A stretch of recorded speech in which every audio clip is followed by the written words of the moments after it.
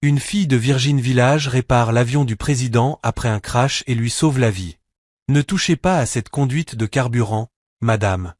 Elle va exploser, cria un garde du corps à travers la tempête. Alors écartez-vous, hurla Imani en rampant sous l'aile fumante. Ses doigts tremblaient au-dessus du tuyau fissuré. Si personne ne bouge cette fuite maintenant, votre président ne sortira pas vivant d'ici. Les secours arrivent, mais il n'a pas quelques minutes de plus. Passez-moi cette clé. Des étincelles jaillirent, le carburant siffla. Elle tourna le métal à main nue, les paumes en sang, jusqu'à ce que la fuite cesse. Derrière elle, une voix faible s'éleva du cockpit. Qui êtes-vous? Elle leva les yeux vers l'homme à moitié inconscient et murmura. Celle qui ne vous laissera pas mourir ce soir, monsieur le président. Quelques heures plus tôt, la nuit était lourde de pluie et de secrets. Le tonnerre grondait au-dessus de Cypress Village, une paisible communauté noire nichée au cœur des terres de Caroline. Dans un petit garage éclairé par une ampoule vacillante, Imani Brown essuyait ses mains sur un chiffon gras. « Allez, ne me lâche pas maintenant », marmonna-t-elle en tapotant le capot d'un vieux camion de ferme. L'odeur d'essence se mêlait à celle de la pluie tandis que les éclairs illuminaient la porte ouverte. Soudain, un grondement résonna au-dessus d'elle, trop bas, trop étrange. Imani redressa la tête, plissant les yeux dans la tempête. Une lueur rouge traversa les nuages, suivie d'un fracas assourdissant qui fit tomber ses outils de l'étagère. Au loin, au-delà des cyprès, des flammes léchaient le ciel. « Seigneur, ayez pitié », souffla-t-elle en attrapant son imperméable. Elle se mit à courir sous la pluie battante, ses bottes s'enfonçant dans la boue tandis que les sirènes hurlaient depuis la place du village. Plus elle approchait, plus le sifflement du carburant en feu devenait fort. Un petit avion, élégant mais brisé, s'était écrasé dans le marais. Des agents en costume noir couraient en tous sens, criant dans des radios mortes. « Reculez! Restez en arrière !» aboya l'un d'eux en la voyant. Imani s'arrêta juste une seconde. « Vous n'allez pas réparer ça avec des fusils », lança-t-elle d'une voix claire, tranchant la pluie. Elle vit immédiatement le problème. Une conduite de carburant déchirée, un nid de fil enchevêtré, de la fumée s'élevant dangereusement près du cockpit. Elle fonça sans attendre. « Madame, c'est trop dangereux. Alors bougez avant que ça n'explose. » Imani se glissa sous l'aile, agrippa une pince brisée, travailla vite, métal contre métal, les étincelles illuminant son visage trempé. Elle arracha une pièce de sa ceinture d'outils, la tordit pour sceller la fuite juste avant que les flammes n'atteignent la zone. À l'intérieur, un homme gémissait, le visage pâle, le costume ensanglanté. « Hé! Vous m'entendez » cria-t-elle. Ses paupières s'ouvrirent faiblement. « Qui êtes-vous » ? Ce n'est pas important. Restez tranquille. Elle força la boucle de sa ceinture coincée avec sa clé à molette, jusqu'à ce qu'elle cède. Il s'effondra dans ses bras, plus lourd qu'elle ne l'imaginait. Les gardes accoururent, appelant les secours, mais l'homme la fixait avec reconnaissance. « Merci », souffla-t-il faiblement. Un éclair illumina son visage, et Imani le reconnut aussitôt. Le président Elijah Ward, le plus jeune chef d'État du pays, moitié idole, moitié mystère. « C'est pas vrai », murmura-t-elle, abasourdie. Les paramédics le transportèrent sur une civière. « Ne parlez de ça à personne. »« Sécurité nationale », ordonna un agent. « Alors la sécurité nationale ferait mieux d'entretenir ses moteurs », répondit-elle sèchement. Avant qu'on ne l'éloigne, Elijah frôla sa main, un geste bref, presque invisible, mais chargé de sens. Plus tard, à l'aube, Imani se tenait seule près des débris. Le vent s'était calmé. Un éclat métallique attira son regard. Un morceau du fuselage, tordu, marqué de rayures étranges. Elle le ramassa, songeuse. Quelque chose clochait. Ce crash n'avait rien d'un accident. Pendant ce temps, à des kilomètres de là, le président des États-Unis posait la même question. Qui était cette fille qui m'a sauvé la vie? Les secours avaient dressé leur tente dans les champs boueux. Le village, autrefois silencieux, grouillait de lumière et d'agents. Dans une tente, Imani était assise sur une caisse, trempée, les mains couvertes de coupures et de suie. C'est elle qui l'a sortie de l'avion, chuchota un secouriste. Au fond, Elijah reposait sur une civière, respirant enfin normalement. Son costume déchiré, le front bandé, ils paraissaient plus humains que présidentiels. Leurs regards se croisèrent un instant. Puis un homme en manteau sombre entra, escorté d'agents. Évacuez tout le monde. Personne ne reste sans autorisation. Monsieur, c'est la jeune femme qui a arrêté la fuite. Elle lui a peut-être sauvé la vie. Non. Imani Brown. Mademoiselle Brown, je suis Marcus Hughes, chef de cabinet. Vous serez remercié officiellement, mais pour l'instant, silence radio, pas d'interview, pas de réseaux sociaux. Monsieur, je n'ai même pas de smartphone, répondit-elle. Un mince sourire traversa son visage de marbre. Parfait. Mais la voix d'Elia retentit. Marcus, laissez-la. Elle reste. Silence total. Marcus obéit. Imani s'approcha, hésitante. Vous devriez vous reposer, monsieur. Vous avez réparé cet avion. Je l'ai rafistolé juste assez pour éviter qu'il brûle, répondit-elle modestement. Il esquissa un sourire. Vous avez fait ce qu'une équipe entière n'a pas pu faire. Votre équipe n'a jamais bossé sous un orage de Caroline, lança-t-elle. Le président éclata d'un rire fatigué, sincère. Quelques heures plus tard, alors que les hélicoptères se préparaient à décoller, Imani resta en retrait. Elia la chercha du regard. Elia Ward, dit-il en tendant la main. Je crois que je le savais déjà, répondit-elle. Imani Brown, ajouta-t-elle en serrant sa main. Je m'en souviendrai, promit-il. Vous m'avez sauvé la vie, mademoiselle Brown. Je n'oublie jamais mes dettes.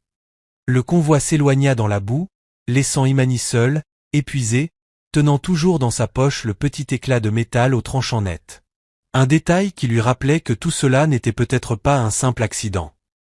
Une semaine plus tard, la pluie avait cessé, mais la vie d'Imani Brown avait changé. Son nom circulait discrètement dans les rapports officiels. Une mécanicienne locale sauve la vie du président. Pas de photos, pas d'interview, juste des murmures, jusqu'à ce qu'un SUV noir s'arrête devant son garage. Une femme en tailleur bleu marine en descendit, tablette à la main. Mademoiselle Imani Brown. Imani s'essuya les mains pleines de cambouis et répondit, interloquée. Oui, c'est moi. C'est moi. La femme tendit la main avec un sourire assuré. Je m'appelle Tiana Brox. Le président m'a demandé de vous emmener à Washington. Imani resta figée. Washington. Washington? Répéta-t-elle, incrédule. Tiana hocha la tête. Oui, madame. Il a insisté pour vous remercier publiquement. Vous serez notre invité pendant quelques jours. Imani jeta un regard vers l'entrée du garage, où son père tenait une clé à molette suspendue en l'air. Papa? Thomas Brown haussa un sourcil, puis sourit largement. Vas-y, ma fille. T'as sauvé un président entier. Va voir ce qu'il veut.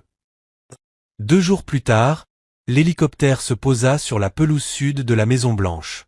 Le cœur d'Imani battait à tout rompre pendant que les agents du secret service la guidaient à travers les couloirs de marbre, brillants comme des miroirs. Tout semblait trop grand, trop silencieux, trop parfait. Elle portait une robe bleue simple que Tiana avait choisie, ses boucles soigneusement tirées en chignon. Pas besoin de jouer les grandes dames, murmura Tiana en attendant derrière les portes du jardin. Reste toi-même. C'est ça qui l'a impressionné. Les portes s'ouvrirent, et le monde bascula.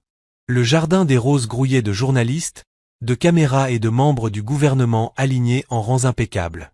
Au pupitre se tenait le président Elia Ward, plus calme, plus posé que l'homme qu'elle avait vu blessé dans la tente. Sa voix résonna dans le jardin. Les héros ne portent pas toujours d'uniforme ni d'insigne. Parfois, ce sont simplement des gens qui font ce qu'il faut, même quand c'est dangereux. Il se tourna légèrement, et pour la première fois depuis le crash, leurs regards se croisèrent en plein jour. Mademoiselle Imani Brown, dit-il en lui faisant signe d'approcher. Ses jambes tremblèrent. Elle avança, le cœur battant, tandis que les flashs crépitaient autour d'elle. Elle aurait voulu disparaître sous terre, mais lorsqu'elle l'atteignit, Elia se pencha et murmura. Ne t'inquiète pas, ils font plus de bruit qu'ils n'en valent. Le commentaire lui arracha un sourire. Il lui remit une petite médaille légère comme une pièce, mais lourde de sens. Pour bravoure, sang-froid et service au-delà du devoir. Après la cérémonie, Tiana guida Imani à travers les couloirs de l'aile ouest, la protégeant des journalistes. Tu passeras la nuit dans la résidence des invités.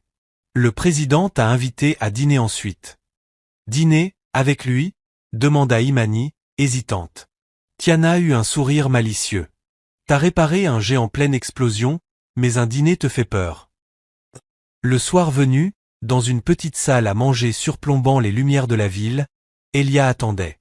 Aucune caméra, aucun conseiller. Juste le calme. Mademoiselle Brown, dit-il. Où puis-je dire Imani, maintenant? Imani, c'est bien, monsieur le président. Elia, corrigea-t-il doucement. Du moins pour ce soir. Ils s'assirent face à face, la vapeur s'échappant des plats encore intacts. Un silence chargé de mots non dits flottait entre eux.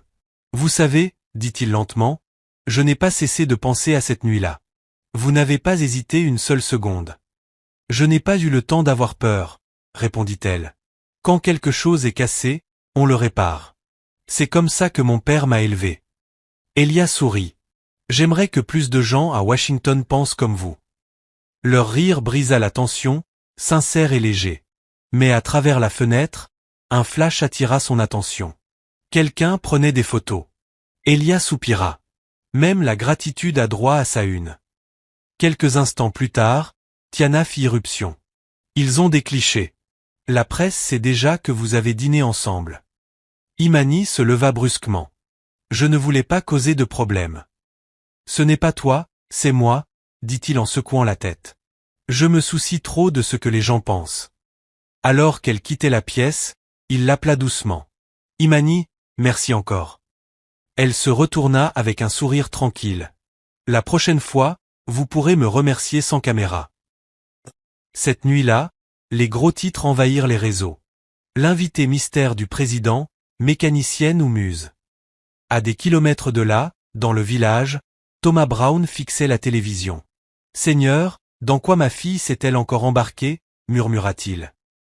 Le lendemain, le soleil remplaça les éclairs de la veille, mais le vacarme médiatique, lui, ne s'éteignit pas. Les chaînes d'infos repassaient en boucle la même séquence, le président riant avec la jeune mécanicienne venue de Caroline. Les commentateurs analysaient tout sa posture, son sourire, ses gestes. Imani, assise dans la résidence des invités, serrait entre ses mains une tasse de thé qu'elle ne buvait pas. Elle repensait à ce dîner, sa voix, sa chaleur, le regard qu'il posait sur elle. Un coup frappé à la porte la tira de ses pensées. Tiana entra, tablette sous le bras. Bien dormi. Aussi bien qu'une personne qui fait la une du matin, répondit Imani avec un demi-sourire. Ils passeront à autre chose. Ils passent toujours à autre chose. En attendant, le président veut te montrer quelque chose avant ton vol. Dans le garage souterrain de la Maison Blanche, l'air sentait l'essence et le métal.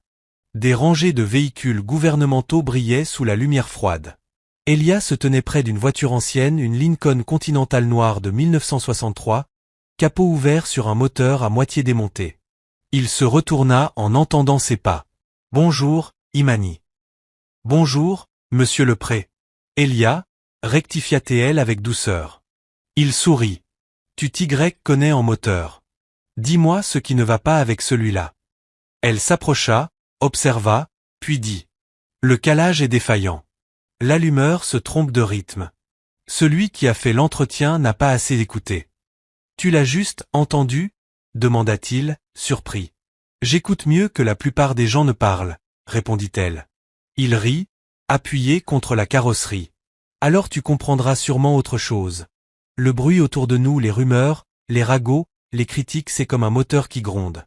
Si on ne règle pas ça correctement, tout finit par brûler. » Imani planta son regard dans le sien. « Alors peut-être qu'il vous faut un nouveau mécanicien. » Leur rire résonna dans le garage, simple, humain, à contre-courant de ce lieu aseptisé.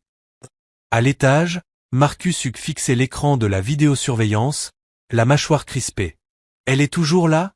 demanda-t-il. « Oui, monsieur. Le président a annulé son vol de retour. Il dit qu'elle conseille sur la sécurité mécanique. » Marcus fronça les sourcils. « Il joue avec le feu. Faites établir un périmètre presse. Et aucune fuite. » Pendant ce temps, Tiana accompagnait Imani dans les couloirs, plus amie qu'agent. « Tu as des admirateurs, et, quelques détracteurs. Je m'en doutais, répondit Imani. Il n'aime pas les filles qui savent manier une clé. Non, il n'aime pas le changement. Et tu en es le symbole. Elles s'arrêtèrent près d'une fenêtre donnant sur le jardin. En bas, Elia saluait des diplomates, le sourire impeccable, mais lointain. Il a l'air calme, dit Imani. En apparence, répondit Tiana. En réalité, il se bat contre les attentes qu'on a de lui. Plus tard dans la journée, Elia rejoignit Imani près de la fontaine. J'ai entendu dire que tu étais devenu célèbre. Infâme, plutôt. Chez moi, il croit déjà que je t'ai épousé. Il rit doucement.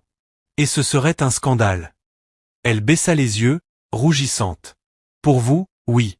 Pour moi, je ne sais pas. Un silence tendre et incertain s'installa entre eux. Puis le téléphone d'Elia vibra. Son regard changea. Marcus veut me voir. Des ennuis? Probablement de la politique. Les ennuis en costume. Dans le bureau de Marcus, l'atmosphère était électrique. Monsieur, les gros titres s'emballent, commença Marcus. Les gros titres? Tu veux dire les optiques? La perception? Peu importe la vérité, tant qu'ils voient ce qu'ils veulent, c'est ça? Je parle de stabilité, monsieur. La présence de mademoiselle Brown envoie de mauvais signaux. La presse invente une romance. Nous devons créer de la distance. Elia serra la mâchoire. Vous préférez que je la remercie de loin et fasse comme si elle n'existait pas. Oui, c'est ainsi que le pouvoir survit. Elia se leva lentement. Alors il est peut-être temps que le pouvoir apprenne à vivre. Ce soir-là, de retour dans sa chambre, Imani pliait ses affaires. Sur la commode reposait la médaille, et un mot glissé sous la porte. Reste encore quelques jours. Il y a quelque chose que je veux te montrer avant ton départ. Elle sourit faiblement, touchant le mot comme s'il risquait de disparaître. Dehors, Washington scintillait sous les lumières de la ville, bruyante, éclatante, indomptée. Elle ne savait pas encore si elle avait sa place ici, mais pour la première fois, elle voulait le découvrir. 3 nuits plus tard, Washington brillait comme un diamant sous les projecteurs. Le gala présidentiel de l'Unité nationale était le plus grand événement politique de l'année. Sénateurs, PDG, ambassadeurs, tous réunis pour célébrer une nouvelle loi sur les infrastructures. Ce n'était pas vraiment le genre d'endroit pour une fille de Cypress Village. Mais Imani Brown avait une invitation à son nom. Tiana ajusta la dernière attache de la robe émeraude d'Imani. Une tenue élégante qui miroitait doucement à chacun de ses mouvements. « Tu es magnifique », dit-elle en reculant avec approbation. « Maintenant, respire. »« J'essaie », murmura Imani. « Mais j'ai l'impression d'entrer dans le rêve de quelqu'un d'autre. »« Tu entres dans ton propre histoire, » répondit Tiana. « Souviens-toi seulement, personne dans cette salle ne peut définir ta valeur. » En bas, Elia Ward ajustait ses boutons de manchette, écoutant distraitement Marcus relire ses consignes. Évitez les questions personnelles, réaffirmez votre engagement envers la transparence. Et pas de remarques improvisées. Elia leva finalement les yeux. On dirige un gouvernement ou on joue une pièce de théâtre, Marcus. Marcus se redressa. Monsieur, votre image et votre gouvernance. Alors il est peut-être temps de leur rappeler que je suis encore humain. Lorsqu'il entra dans la salle de bal, la musique s'adoucit. Les caméras le repérèrent instantanément. Chaque tête se tourna, chaque murmure se tut. Jusqu'à ce que quelqu'un remarque la jeune femme à son bras. Imani marchait à ses côtés, cachant sa nervosité derrière un sourire calme. Les lustres se reflétaient dans ses yeux tandis qu'elle observait la mer de robes de créateur et de sourires polis. Elle pouvait sentir le jugement doux, silencieux, tranchant. Monsieur le Président, lança une congressiste d'un ton mielleux. Et voici donc la mécanicienne. La main d'Elia se posa légèrement sur le dos d'Imani. Voici, dit-il posément, Mademoiselle Imani Brown, la femme qui m'a sauvé la vie. Un frémissement parcourut la foule. L'orchestre reprit, mais les chuchotements ne cessèrent pas. Près du buffet, Imani tenta de se ressaisir. Elle avait manipulé des clés à molette et des câbles électriques. Mais jamais des coupes de vin ni des insultes déguisées. Vanessa Drie apparut à ses côtés, scintillante dans sa robe argentée. « J'ai entendu parler de vous » dit-elle d'une voix sucrée. « Quelle jolie histoire, n'est-ce pas? Des taches de graisse jusqu'à la roseraie. Imani força un sourire poli. Les contes de fées sont inventés. Ce qui s'est passé cette nuit-là, c'était réel. Le sourire de Vanessa se fit plus tranchant. Faites attention, ma chère. Les choses réelles ont des conséquences. Avant qu'Imani ne puisse répondre, la voix d'Elia s'éleva à travers la salle. Imani, viens une seconde. Il tendit la main. La foule se tourna tandis qu'elle s'avançait. La musique changea, devenant une valse douce et lente. Elia prit sa main, un geste formel, respectueux, mais indéniablement intime. Tu es sûr de vouloir faire ça? Murmura-t-elle. J'ai affronté des foules plus dures, répondit-il. Et puis, tu es plus en sécurité avec moi qu'au buffet. Elle rit, petit rire nerveux, mais sincère. Et quand il la fit tourner au rythme de la musique, quelque chose changea. Les regards, les murmures, tout s'effaça. Pendant quelques instants, il n'était plus que deux personnes, en mouvement, à l'unisson, hors du monde. Dans la cabine de presse, DeAndre King baissa son appareil photo, intrigué. Ce n'est pas de la politique, dit-il doucement. C'est une connexion. Depuis le balcon, Marcus observa la scène et marmonna. C'est un problème. Plus tard, quand la musique s'éteignit, Elia mena Imani dans un coin tranquille, caché derrière des fougères. Tu t'en es très bien sorti, dit-il doucement. Mieux que beaucoup de gens nés dans ce monde-là. Elle esquissa un faible sourire. J'ai quand même l'impression que tout le monde me regarde. C'est le cas. Mais laisse-les faire. Tu as gagné ta place ici, Imani. Un silence suspendu. Une tension électrique. Puis l'oreillette d'Elia crépita. La voix de Marcus, urgente. Monsieur, il faut partir. Des photos circulent déjà. Il faut contrôler ça avant que ça explose. Elia soupira. Évidemment. Il se tourna vers Imani. On dirait que notre conte de fées se termine plus tôt que prévu. Elle hocha la tête, dissimulant sa déception. Vous avez un pays à diriger. Il sourit doucement. Et toi, un pays à inspirer. Cette nuit-là, alors que le convoi présidentiel traversait la ville, Elia regardait les lumières clignoter. Dans une autre voiture, Imani était assise à côté de Tiana, faisant défiler son téléphone. Les gros titres étaient déjà là. La mystérieuse mécanicienne du président captive au gala. Amour dans l'aile ouest. Tiana grogna. Ils ne dorment jamais. Imani soupira. Peut-être qu'ils ne devraient pas. Moi non plus, d'ailleurs. Elle regarda la silhouette lumineuse de Washington et murmura pour elle-même. Si je dois faire partie de cette histoire, je ferai en sorte qu'elle vaille la peine d'être racontée. Le lendemain matin, Internet était en feu. Les vidéos du président et d'Imani dansant faisaient le tour de toutes les chaînes. Ralenties, rejouées, analysées image par image. Certains trouvaient cela beau. D'autres criaient au scandale. Dans la résidence des invités, Imani faisait défiler les titres, le cœur lourd. Mécanicienne ou maîtresse. Le plus jeune président d'Amérique perd-il le sens des priorités. Son estomac se noua. Elle jeta le téléphone et fixa la fenêtre. Le soleil se reflétait sur le toit du Capitole, mais la beauté de la ville semblait glaciale. Un coup à la porte. C'était Tiana, un dossier à la main. Ils disent que tu le distrais de son travail. Que ton charme nuit à son image. Imani fronça les sourcils. Son image? Tout le monde répète ce mot comme s'il valait plus que la vérité. Tiana soupira et s'assit à côté d'elle. Ici, c'est le cas. La perception crée le pouvoir. Tu peux avoir raison et tout perdre si ça a l'air faux. Imani passa une main dans ses boucles. Je n'ai jamais demandé à être une histoire. J'ai juste réparé un avion et sauvé le président. Ce n'est pas rien, lui rappela doucement Tiana. Plus tard dans la journée, Marcus entra dans le bureau ovale sans frapper. Monsieur, nous avons un problème. Il posa un dossier sur le bureau. L'opinion publique est divisée. La moitié admire votre proximité avec le peuple. L'autre pense que vous prenez des risques. Vous devez prendre de la distance. Elia ne leva pas les yeux de ses notes. De la distance avec la vérité? Avec elle, monsieur. Elia se pencha lentement en arrière, croisant le regard de son chef de cabinet. Elle n'a rien fait de mal. Le public se trompe. Le public vote, répondit Marcus. Il croit ce qu'il voit. Vous êtes le président, pas un homme libre de suivre son cœur. Un silence lourd tomba entre eux. Finalement, Elia répondit. Si diriger signifie faire semblant de ne rien ressentir, alors c'est la fonction qui est cassée. Ce soir-là, il retrouva Imani dans le jardin. Le coucher du soleil peignait les roses d'or et de rouge.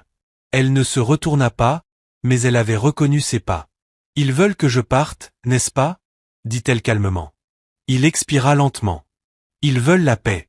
Et en politique, la paix signifie souvent le silence. » Imani tourna la tête, les yeux brillants. « Et vous, qu'est-ce que vous voulez ?» Il hésita. « Faire ce qui est juste.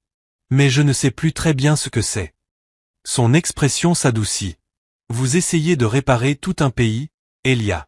Mais tout ne se resserre pas avec une clé à molette. » Il eut un petit sourire. « Tu rends ça si simple. »« Ce ne l'est pas, » répondit-elle. « Mais la vérité ne l'est jamais. » Cette nuit-là, l'équipe de communication rédigea un communiqué niant toute relation romantique.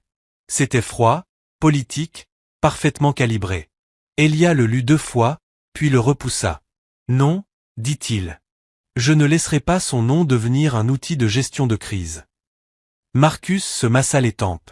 « Alors la presse va continuer à fouiller. »« Qu'il fouille, » répondit Elia fermement. « Je ne mentirai pas pour protéger ma commodité. » Pendant ce temps, dans la résidence des invités, Imani rangeait sa valise. Elle avait déjà pris sa décision, elle devait rentrer chez elle. Washington n'était pas faite pour les gens comme elle. Ceux qui disent les choses comme elles sont et les pensent vraiment. Alors qu'elle fermait sa valise, un coup retentit à la porte. Elia se tenait là. Pas en costume, pas sous les caméras. Juste l'homme derrière le titre. « Tu t'en vas ?» dit-il doucement. Elle hocha la tête. « Retour à mon monde. Le tien t'attend. » Il fit un pas vers elle. « Je ne veux pas que ça se termine à cause du bruit. »« Ce n'est pas le bruit, » répondit-elle. « C'est l'écho. Dehors, ta vie appartient à tout le monde. La mienne non plus. » Pendant un moment, aucun des deux ne parla. Puis Elia plongea la main dans sa poche et lui tendit un petit morceau de métal poli, incurvé le même que celui du crash. « Tu as laissé tomber ça, » dit-il. Elle le fixa, surprise. « Je pensais l'avoir laissé derrière moi. »« Tu ne l'as pas fait, » répondit-il calmement. « Et moi non plus. » Imani esquissa un léger sourire. « Alors peut-être que ce n'est pas un adieu. » La voix d'Elia se fit basse, assurée. « Non, juste une pause. » Alors que l'avion la ramenait vers la Caroline, Imani contemplait les nuages. Leur monde s'était de nouveau séparé. Mais quelque chose en elle sentait que tout n'était pas fini. Dans le bureau ovale, Elia tourna le morceau de métal entre ses doigts et remarqua, pour la première fois, une petite entaille nette sur le bord, un signe de sabotage. Il fronça les sourcils. Ce n'était pas un simple dysfonctionnement. La vérité commençait à émerger, et ni lui ni Imani ne le savaient encore. Mais leur histoire était loin d'être terminée. Le lendemain matin, la pluie tomba de nouveau sur Washington, plus douce, mais assez dense pour brouiller la vue depuis la fenêtre d'hôtel d'Imani. Elle n'avait pas dormi. L'appel tardif du docteur Patrice résonnait encore dans sa tête. Quelqu'un a touché à cet avion. Assise au bord du lit, elle fit rouler le fragment de métal entre ses doigts. Les bords n'étaient pas aléatoires. Ils étaient gravés, volontairement. Un frisson la traversa. Si c'était bien un sabotage, quelqu'un avait failli tuer Elia et tout le monde accusait la météo. Son téléphone vibra. Tiana. Bonjour, Soleil, lança la secrétaire de presse d'une voix mi-enjouée, mi-inquiète. Ça va? Je vais bien, mentit Imani. Non, répondit doucement Tiana. La presse ne lâche pas. Ils ont ressorti de vieilles photos. Même le nom de ton père est ressorti. On essaie de gérer, mais... Imani se leva brusquement. Mais c'est trop gênant d'avoir une fille du village liée au président. C'est ça? Ce n'est pas ce que j'ai dit, protesta Tiana. Tu as le droit de respirer. Peut-être prends un peu de recul. Calme les eaux. À la Maison-Blanche, Elia recevait le même conseil de Marcus. Monsieur, ça devient personnel, dit Marcus en posant une tablette sur le bureau. Les gros titres défilaient. Le passé de la famille du mécanicien du président refait surface. Il déterre des affaires vieilles de 30 ans. Votre cote de popularité a chuté de 5 points cette nuit. Vous devez créer une distance avant que cela vous définisse. Elia expira lentement. De la distance avec elle. C'est ta solution? C'est la politique, répondit Marcus. Tu le sais mieux que quiconque. La perception, c'est la monnaie du pouvoir. Elia leva les yeux, ferme. Le pouvoir sans vérité, c'est la faillite. La vérité ne fait pas le buzz, répliqua Marcus. Les récits, oui. Elia se leva. Alors je vais commencer à raconter de meilleures vérités. Cet après-midi-là, il la retrouva dans le jardin, debout sous la pluie fine, un parapluie à la main, fixant le bassin.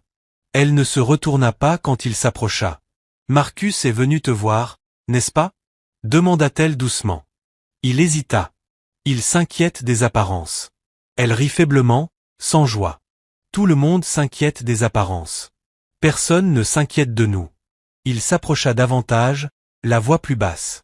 Imani, ce n'est pas juste du bruit. C'est une guerre politique. Ils se servent de toi pour m'atteindre. Alors je devrais disparaître? Demanda-t-elle, les yeux dans les siens.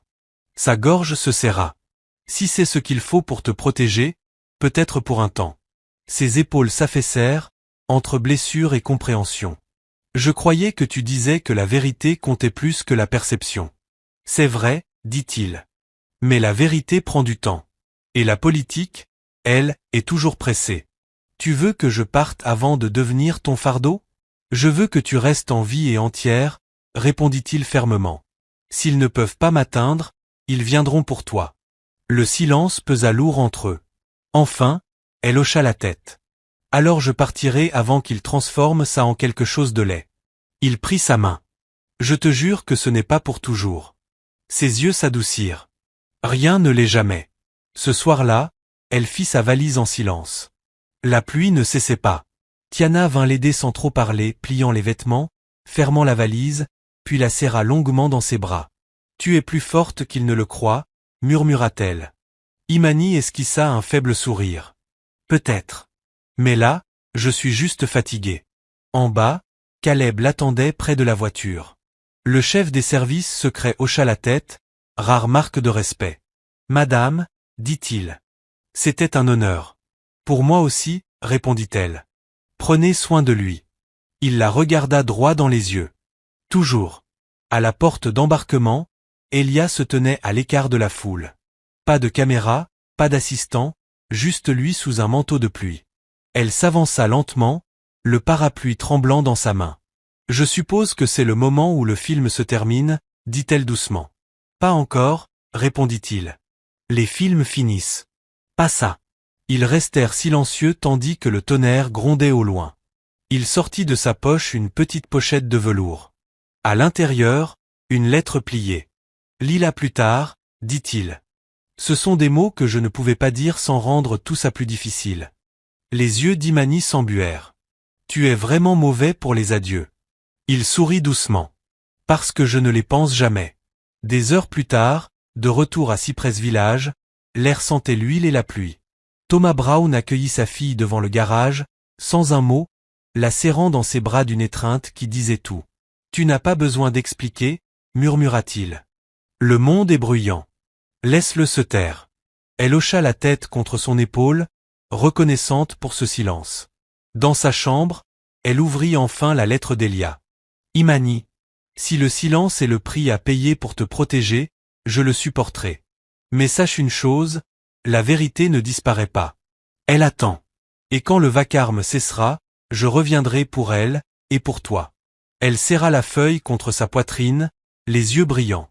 Dehors, les lumières du village vacillaient sous les mêmes nuages qui avaient autrefois porté un avion en chute. Et à Washington, Elia contemplait la fenêtre, tenant dans sa main l'autre moitié du même fragment de métal, le tournant jusqu'à ce que son reflet se brouille dans la vitre. Le monde croyait qu'ils avaient pris des chemins différents. Mais ni l'un ni l'autre ne parvenait à se défaire de cette sensation. Leur histoire venait de tourner une page, pas de se terminer. 2 semaines passèrent. Le village avait retrouvé son rythme. Le ronronnement des vieux moteurs, le doux bruissement des cyprès, et au loin, le chœur de l'église qui répétait le mercredi soir. Imani s'essuya les mains sur un chiffon, fixant le capot ouvert d'un pick-up. Ce devait être simple, changer une courroie, ajuster un alternateur. Mais son esprit s'évadait sans cesse. Chaque son de l'atelier lui rappelait cette nuit-là le sifflement, les étincelles, le silence avant qu'elle ne répare ce que personne d'autre ne pouvait sauver. Thomas Brown s'adossa au cadre de la porte, la regardant travailler. Ce moteur n'a pas besoin qu'on le fixe autant du regard, plaisanta-t-il. Elle esquissa un léger sourire. Je pensais à lui, dit-il doucement. Elle ne le nia pas. Tu as déjà réparé quelque chose si bien qu'il ne t'appartient plus après? Il s'approcha et posa sa main calleuse sur son épaule. Ma fille, réparer ne veut pas dire garder. Parfois, tu répares ce que le monde a brisé, puis tu le laisses aller là où il doit être. Elle hocha la tête, feignant que la brûlure dans ses yeux venait simplement de l'odeur d'huile. Ce soir-là, elle s'assit sur le porche, sous la large lune de Caroline. Les grillons chantaient. Le monde semblait trop immobile. Son téléphone vibra, une alerte d'actualité. Le président Ward s'adresse au sommet économique, chaque citoyen mérite d'être vu. Elle relut la phrase. Il parlait à des milliers de personnes, mais, étrangement, elle eut l'impression qu'il s'adressait à elle. À Washington, Elia se tenait devant sa fenêtre, la cravate défaite. Les lumières de la ville s'étendaient en dessous de lui, comme un circuit électrique. Il venait de terminer son discours, celui que Marcus avait aidé à rédiger, sans parvenir à en effacer toute l'émotion. Chaque ligne parlait d'inclusion, de visibilité, d'honnêteté, autant de manières détournées d'évoquer elle, sans prononcer son nom. Caleb entra discrètement. L'équipe de sécurité est libérée pour la nuit, monsieur. Elia hocha la tête. Merci. Caleb hésita. Pour ce que ça vaut, elle va bien. L'un des agents sur place a de la famille près de sa ville. Elia se tourna, surpris. Tu t'es renseigné? Caleb haussa les épaules. Difficile de dormir quand on sait que le cœur du président bat à 200 miles d'ici. Elia esquissa un sourire. Ce n'est pas dans ta fiche de poste. Pas plus que de te voir tomber amoureux d'une mécanicienne, répondit Caleb avant de sortir, échappant ainsi à la réprimande. Elia soupira longuement. Pour la première fois depuis des semaines, il rit doucement, sincèrement, fatigué. Pendant ce temps, la docteure Patrice Monroe se tenait sous la lumière bleutée de son laboratoire, fixant les résultats sur son écran. Les analyses métallurgiques ne mentaient pas. Le composant défaillant dans le jet présidentiel avait été remplacé avant le vol. L'échange correspondait à un schéma de falsification déjà repéré dans d'autres maintenances, toutes reliées à des signatures numériques associées au code de sécurité du chef de cabinet de la Maison-Blanche. Elle se frotta le front, murmurant. « Pourquoi, Marcus? Que essayais-tu de prouver ?» Elle prit son téléphone et appela la ligne privée du président. Messagerie. Elle laissa un message. « Monsieur le Président, ici le docteur Patrice Monroe. Je crois avoir trouvé le lien. Il faut qu'on parle en personne, en privé. N'incluez pas Marcus pour le moment. Cette affaire dépasse tout ce qu'on pensait. » Elle hésita avant de raccrocher, son instinct en alerte. Elle avait déjà travaillé avec des politiciens, mais cette fois, cela semblait personnel, comme si quelqu'un jouait une partie d'échecs avec des vies humaines. Au village, Imani se réveilla avant l'aube. Elle avait rêvé d'Elia, pas de l'homme en costume et à la une des journaux, mais de celui qui tenait une lampe torche avec elle sous la pluie, les mains tremblantes d'adrénaline. Elle arriva tôt à l'atelier. Le monde était encore silencieux, rythmé seulement par le cliquetis du ventilateur de plafond et le bourdonnement de la radio. Elle reprit le morceau de métal, toujours rangé dans son tiroir à outils. Il était devenu son encre, la preuve que quelque chose d'inachevé demeurait. Une voix la fit sursauter. « Tu penses encore à ce morceau d'avion ?» Elle leva les yeux. DeAndre King se tenait sur le seuil, un sac photo sur l'épaule et ce demi-sourire de journaliste au coin des lèvres. « Comment tu m'as trouvé ?» demanda-t-elle. « Curiosité et persévérance, répondit-il. Je fais un suivi sur le crash. Je me suis dit que tu aurais peut-être quelque chose à dire maintenant que le vacarme est retombé. J'ai déjà tout dit. Alors laisse-moi parler, répliqua-t-il. Quelqu'un a falsifié les registres de maintenance du jet. J'ai des pistes, mais pas de preuves. Imani se figea. Qui t'a dit ça? Il pencha la tête, un sourire discret. Toi, à l'instant. Son cœur accéléra. Si tu veux juste faire des gros titres, retourne à ton studio. Il leva la main. Pas cette fois. Je ne cherche pas des clics. Je cherche la vérité. Il y a une différence. Elle le scruta longuement, puis sortit une carte de sa poche. Docteur Patrice Monroe, dit-elle. Elle en sait plus qu'elle ne veut bien le dire. Appelle-la, mais prudemment. De André hocha la tête, glissant la carte dans sa veste. Tu me fais vraiment confiance? Non, répondit-elle. Mais je fais confiance à la justice. Parfois, c'est tout ce qu'on a. À Washington, Elia rappela enfin Patrice. Dès qu'elle décrocha, il alla droit au but. Dis-moi ce que tu as trouvé. Sa voix était grave. Des preuves de substitution. Des traces numériques reliées aux identifiants de ton propre personnel. L'équipe de Marcus a géré la dernière inspection. Le ventre d'Elia se serra. Tu en es sûr? Je ne spécule pas, monsieur le président. Je prouve. Il se pinça l'arête du nez.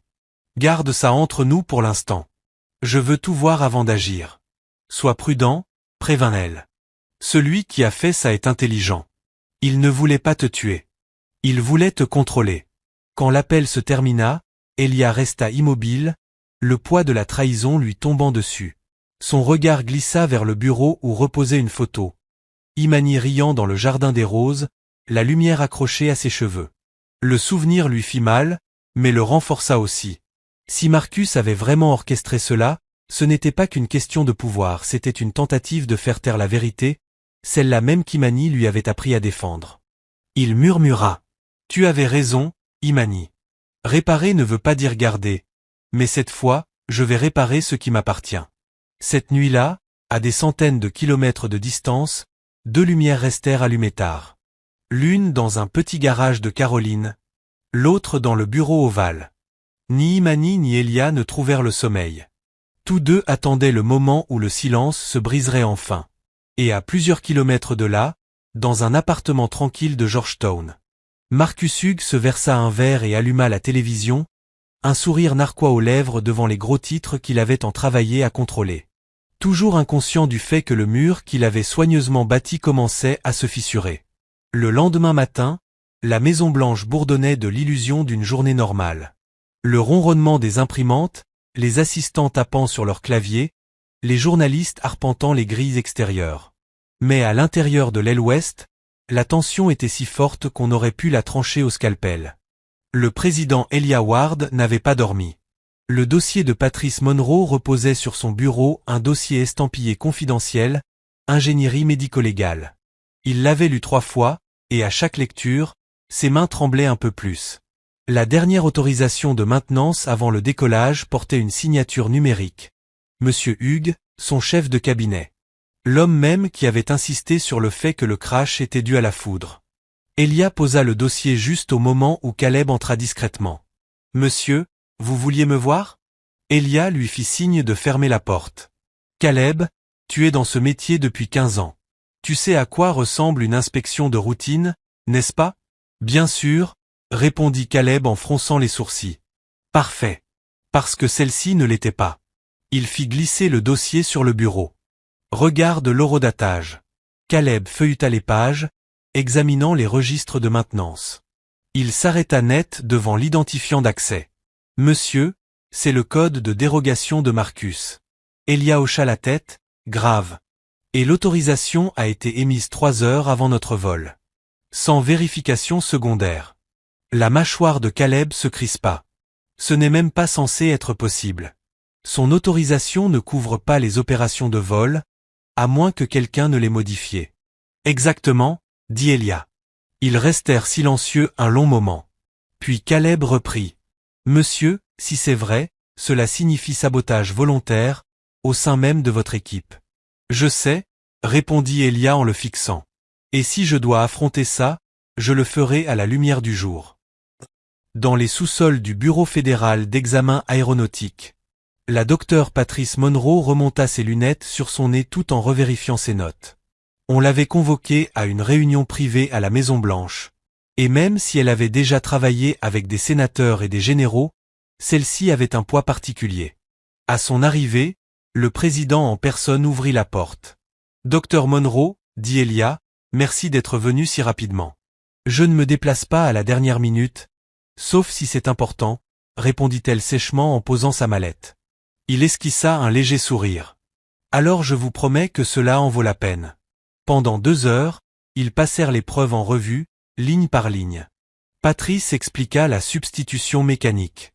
Une pièce contrefaite installée pour imiter l'original. Conçue pour tomber en panne juste assez pour provoquer un atterrissage d'urgence, pas une explosion. Celui qui a fait ça ne cherchait pas à vous tuer, dit-elle doucement. Il voulait provoquer une peur. Quelque chose qui ébranle la confiance du public. Elia se laissa aller contre le dossier de sa chaise, absorbant ses paroles. Et je suppose que la personne qui a signé l'autorisation savait parfaitement ce que cela signifiait. Le visage de Patrice se durcit. Monsieur le Président, peu importe le rang de cette personne. Ce genre de manipulation est criminel. Mais politiquement, c'est du poison. Si vous exposez cette vérité, vous risquez d'emporter toute votre administration dans la tempête. Il acquiesça lentement. Alors que la tempête vienne. Pendant ce temps, dans l'aile des communications, Tiana Brox esquivait les journalistes comme un boxeur esquive les coups. Tous voulaient des déclarations fraîches sur le mécanicien du président ou sur d'éventuelles tensions internes. Son téléphone vibra, un message sécurisé du président. Mettre en pause toutes les questions sur le crash. Je parlerai à midi. EW. Tiana écarquilla les yeux. Midi, il lui restait 2 heures. Elle se précipita dans le bureau de Marcus Hughes, tablette à la main. Qu'est-ce qui se passe? Pourquoi le président prépare-t-il une allocution sans t'en informer? Marcus ne leva même pas les yeux de son écran. Il est émotif ces derniers temps. Il a besoin de se rappeler ce qu'est le protocole. Le protocole? Répliqua-t-elle. Tu veux dire le contrôle? Il leva enfin les yeux, calme et condescendant. Mademoiselle Brox, la loyauté nécessite une hiérarchie. Vous êtes ici depuis assez longtemps pour le savoir. La hiérarchie ne signifie pas la tromperie, lança-t-elle sèchement. Et si tu caches quelque chose, je te conseille de le régler avant que ce soit ça qui te règle. Le regard de Marcus se durcit. Attention, Tiana. Les murs ici ont de la mémoire. Elle tourna les talons, le cœur battant, l'esprit en ébullition. Quelque chose dans son ton confirma ses soupçons. Marcus ne se contentait pas de gérer le récit, il le manipulait. À midi, Elia monta sur le podium de la Maison-Blanche. La salle de presse vibrait de tension. Les caméras clignotaient comme 1000 yeux ouverts. Il commença calmement. Il y a 2 mois, j'ai failli perdre la vie dans un crash aérien. On m'a dit que c'était à cause du mauvais temps. Mais de nouvelles preuves indiquent le contraire. Un murmure parcourut la salle. Elia continua, d'une voix ferme. J'ai ordonné une enquête interne complète. Personne, pas même ceux qui me sont les plus proches, n'est au-dessus de la responsabilité. Marcus, debout sur le côté, se figea, la mâchoire serrée, le regard noir. Je tiens aussi à remercier ceux qui ont poursuivi la vérité, même quand cela n'était pas commode. Des personnes comme la docteure Patrice Monroe, et oui, mademoiselle Emani Brown, de Cypress Village, dont le courage, cette nuit-là, a déclenché une chaîne d'honnêteté qui se poursuit aujourd'hui. Les flashs crépitèrent. Les journalistes crièrent des questions, mais Elia leva la main. Cette administration ne gouvernera pas selon les apparences. Elle gouvernera selon la vérité. Puis il quitta le podium. Dans les coulisses, Marcus le rattrapa. Monsieur, qu'est-ce que c'était que ça? Une déclaration, répondit Elia froidement. Vous venez de ruiner des mois de communication contrôlée. Vous vous rendez compte de l'image que ça donne? Elia se retourna face à lui. Oui. Ça donne l'image d'un leader. Le masque de Marcus se fissura pour la première fois. Vous ne savez pas ce que vous faites. Oh, je crois que si, répondit Elia calmement. Je fais le ménage. 2 agents de sécurité apparurent, Caleb parmi eux. Monsieur Hughes, dit Caleb. Nous avons besoin de vos badges d'accès. Vous êtes sérieux? En attendant l'enquête, oui. Voyant qu'il ne gagnerait rien à résister, Marcus retira son badge, le posa sur la table et quitta les lieux sans un mot. Des heures plus tard, Elia était seul dans le bureau ovale. Le soleil couchant teintait les rideaux d'un orange profond. Le dossier de Patrice restait ouvert, à côté d'une photo d'Emani. Il murmura. Tu as tout déclenché avec une clé et une étincelle, et d'une façon ou d'une autre, tu es encore la raison pour laquelle je tiens debout. Il prit le téléphone, hésita un instant, puis composa un numéro. Au troisième appel, une voix familière, douce et incertaine répondit. « Elia ?» Il ferma les yeux. Rien que d'entendre son nom le ramena à lui. « Je ne pensais pas que tu appellerais, » dit-elle doucement. « J'aurais dû le faire plus tôt, » répondit-il. « Tu avais raison à propos de la vérité. Elle répare plus que les moteurs. » Un long silence suivit. Puis, pour la première fois depuis des semaines, elle rit doucement. « Alors, ça veut dire que le monde commence enfin à écouter ?» Elia sourit. Il est sur le point de le faire. Dehors, les derniers rayons du soleil disparaissaient derrière la ligne d'horizon de Washington. La lumière avait changé et tout le reste aussi. La nuit était calme à Cypress Village. Un léger bourdonnement de grillons emplissait l'air, interrompu parfois par le croassement d'une grenouille dans les marécages. Imani était assise sur le porche, un verre de thé glacé sucré à côté d'elle et un carnet sur les genoux. Les lumières du garage s'étaient éteintes depuis des heures, mais elle n'arrivait pas à dormir. Du bout des doigts, elle retraçait les mots qu'Elia avait écrits dans sa dernière note. La vérité ne disparaît pas. Elle attend. Elle les murmura doucement, comme une prière. Son téléphone, posé face contre table, se mit à vibrer. Numéro inconnu. Elle hésita à répondre, mais quelque chose dans son instinct, le même qui l'avait poussé à courir vers cette carcasse en flammes, quelques semaines plus tôt lui souffla de décrocher. Allô ? Un silence, puis une voix, calme et précautionneuse. Imani, c'est moi. Son souffle se coupa. Elia, j'espère que je ne t'ai pas réveillé. Non, dit-elle doucement. Je ne dormais pas. Moi non plus. Quelques secondes s'écoulèrent sans un mot. La distance entre eux semblait à la fois immense et minuscule. Le bourdonnement du Porsche en Caroline se mêlant au silence feutré d'un bureau à Washington. J'ai vu ta conférence de presse, dit finalement Imani. Tu avais l'air différent. Honnête, courageux, se reprit elle. Et peut-être un peu fatigué. Elia rit doucement. Un peu des deux, je crois. Dans le bureau ovale, Elia s'appuyait contre son bureau, la cravate desserrée, le téléphone à l'oreille. La pièce était plongée dans la pénombre, éclairée seulement par la lampe de son bureau. Tu as dit la vérité au monde, reprit-elle.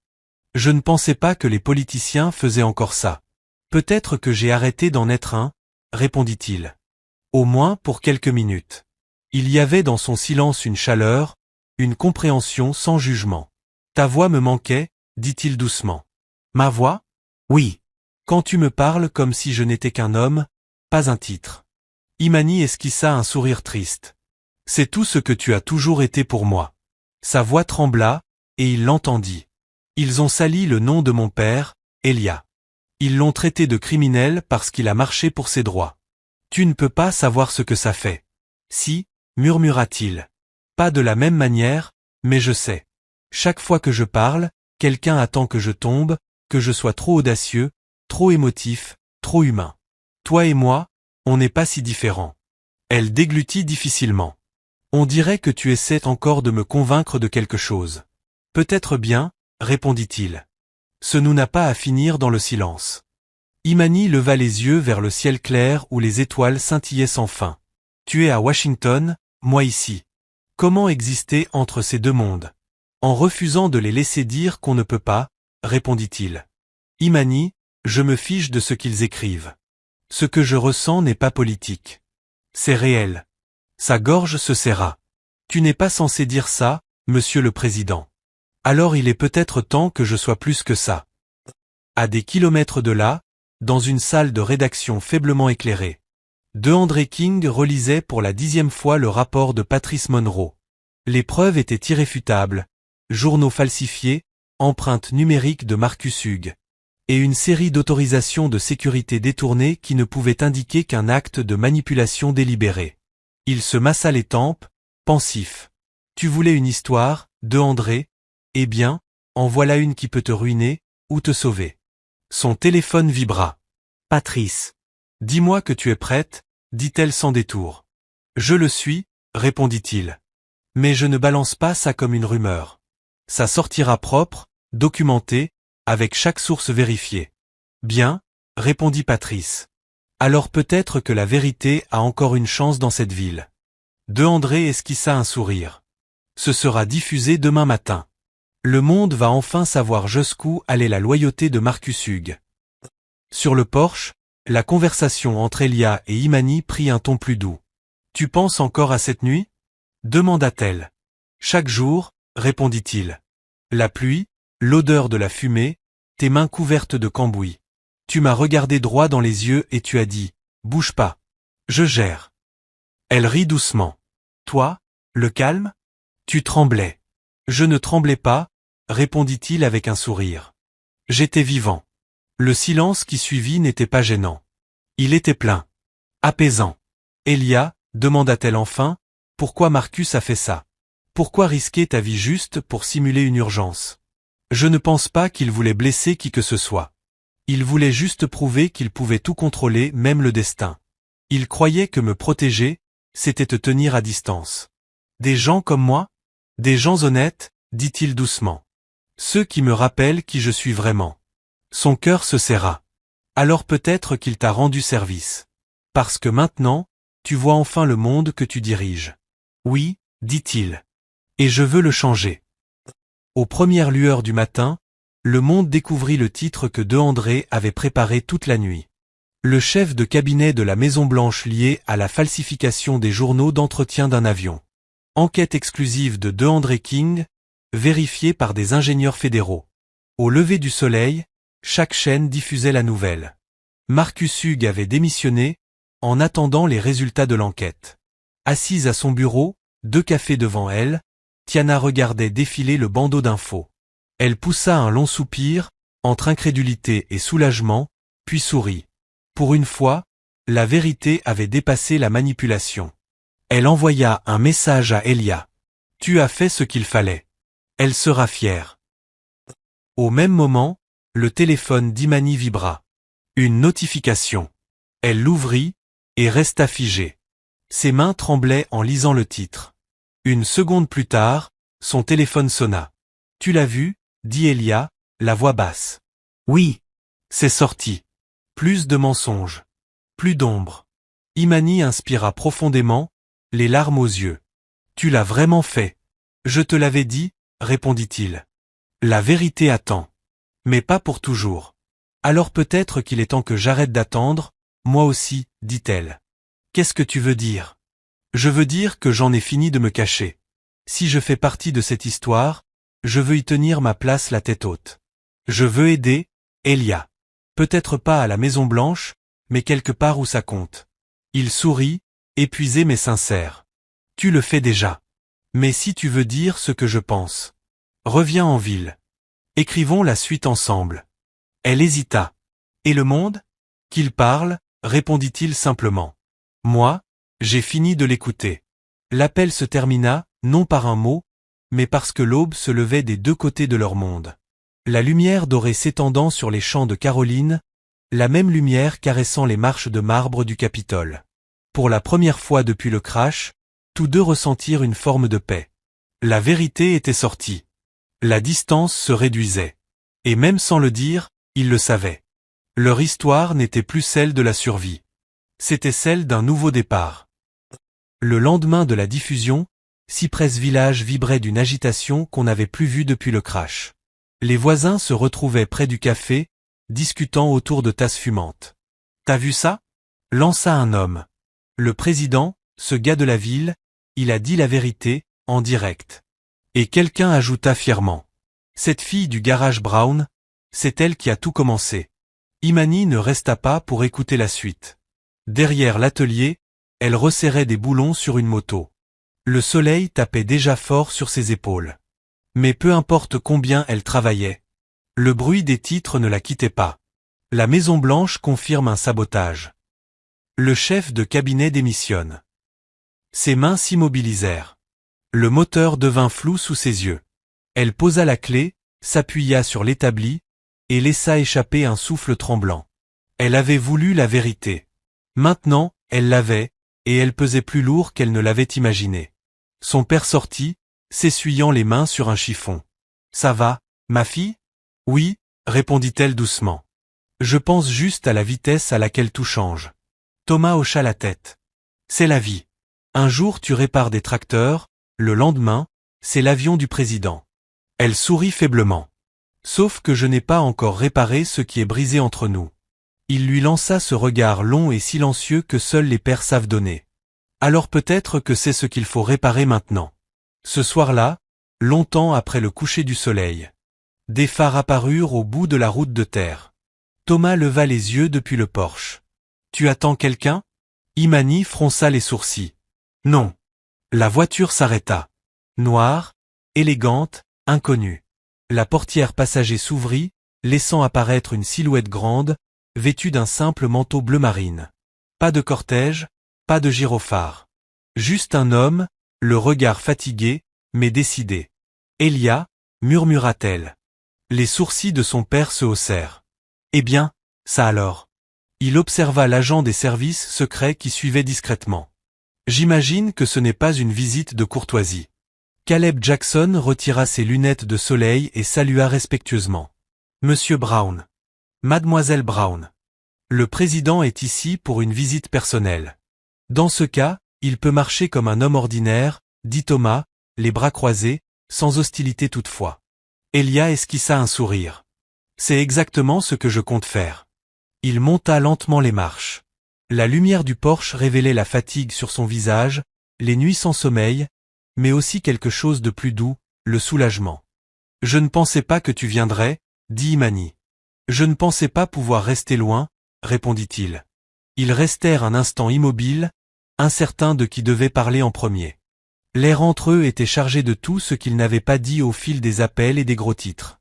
Thomas se racla la gorge. « Vous avez besoin d'un peu d'intimité, on dirait. » Imani lui lança un regard, puis se tourna vers Elia. « Peut-être un peu, oui. » Son père hocha la tête. « Je serai dans la maison. N'oublie pas que ce vieux porche craque toujours quand quelqu'un ment. » Quand la porte moustiquaire se referma derrière lui, Elia poussa un long soupir. « J'avais oublié à quel point c'est calme ici. Pas de caméra, pas de journaliste, juste les grillons, dit-elle.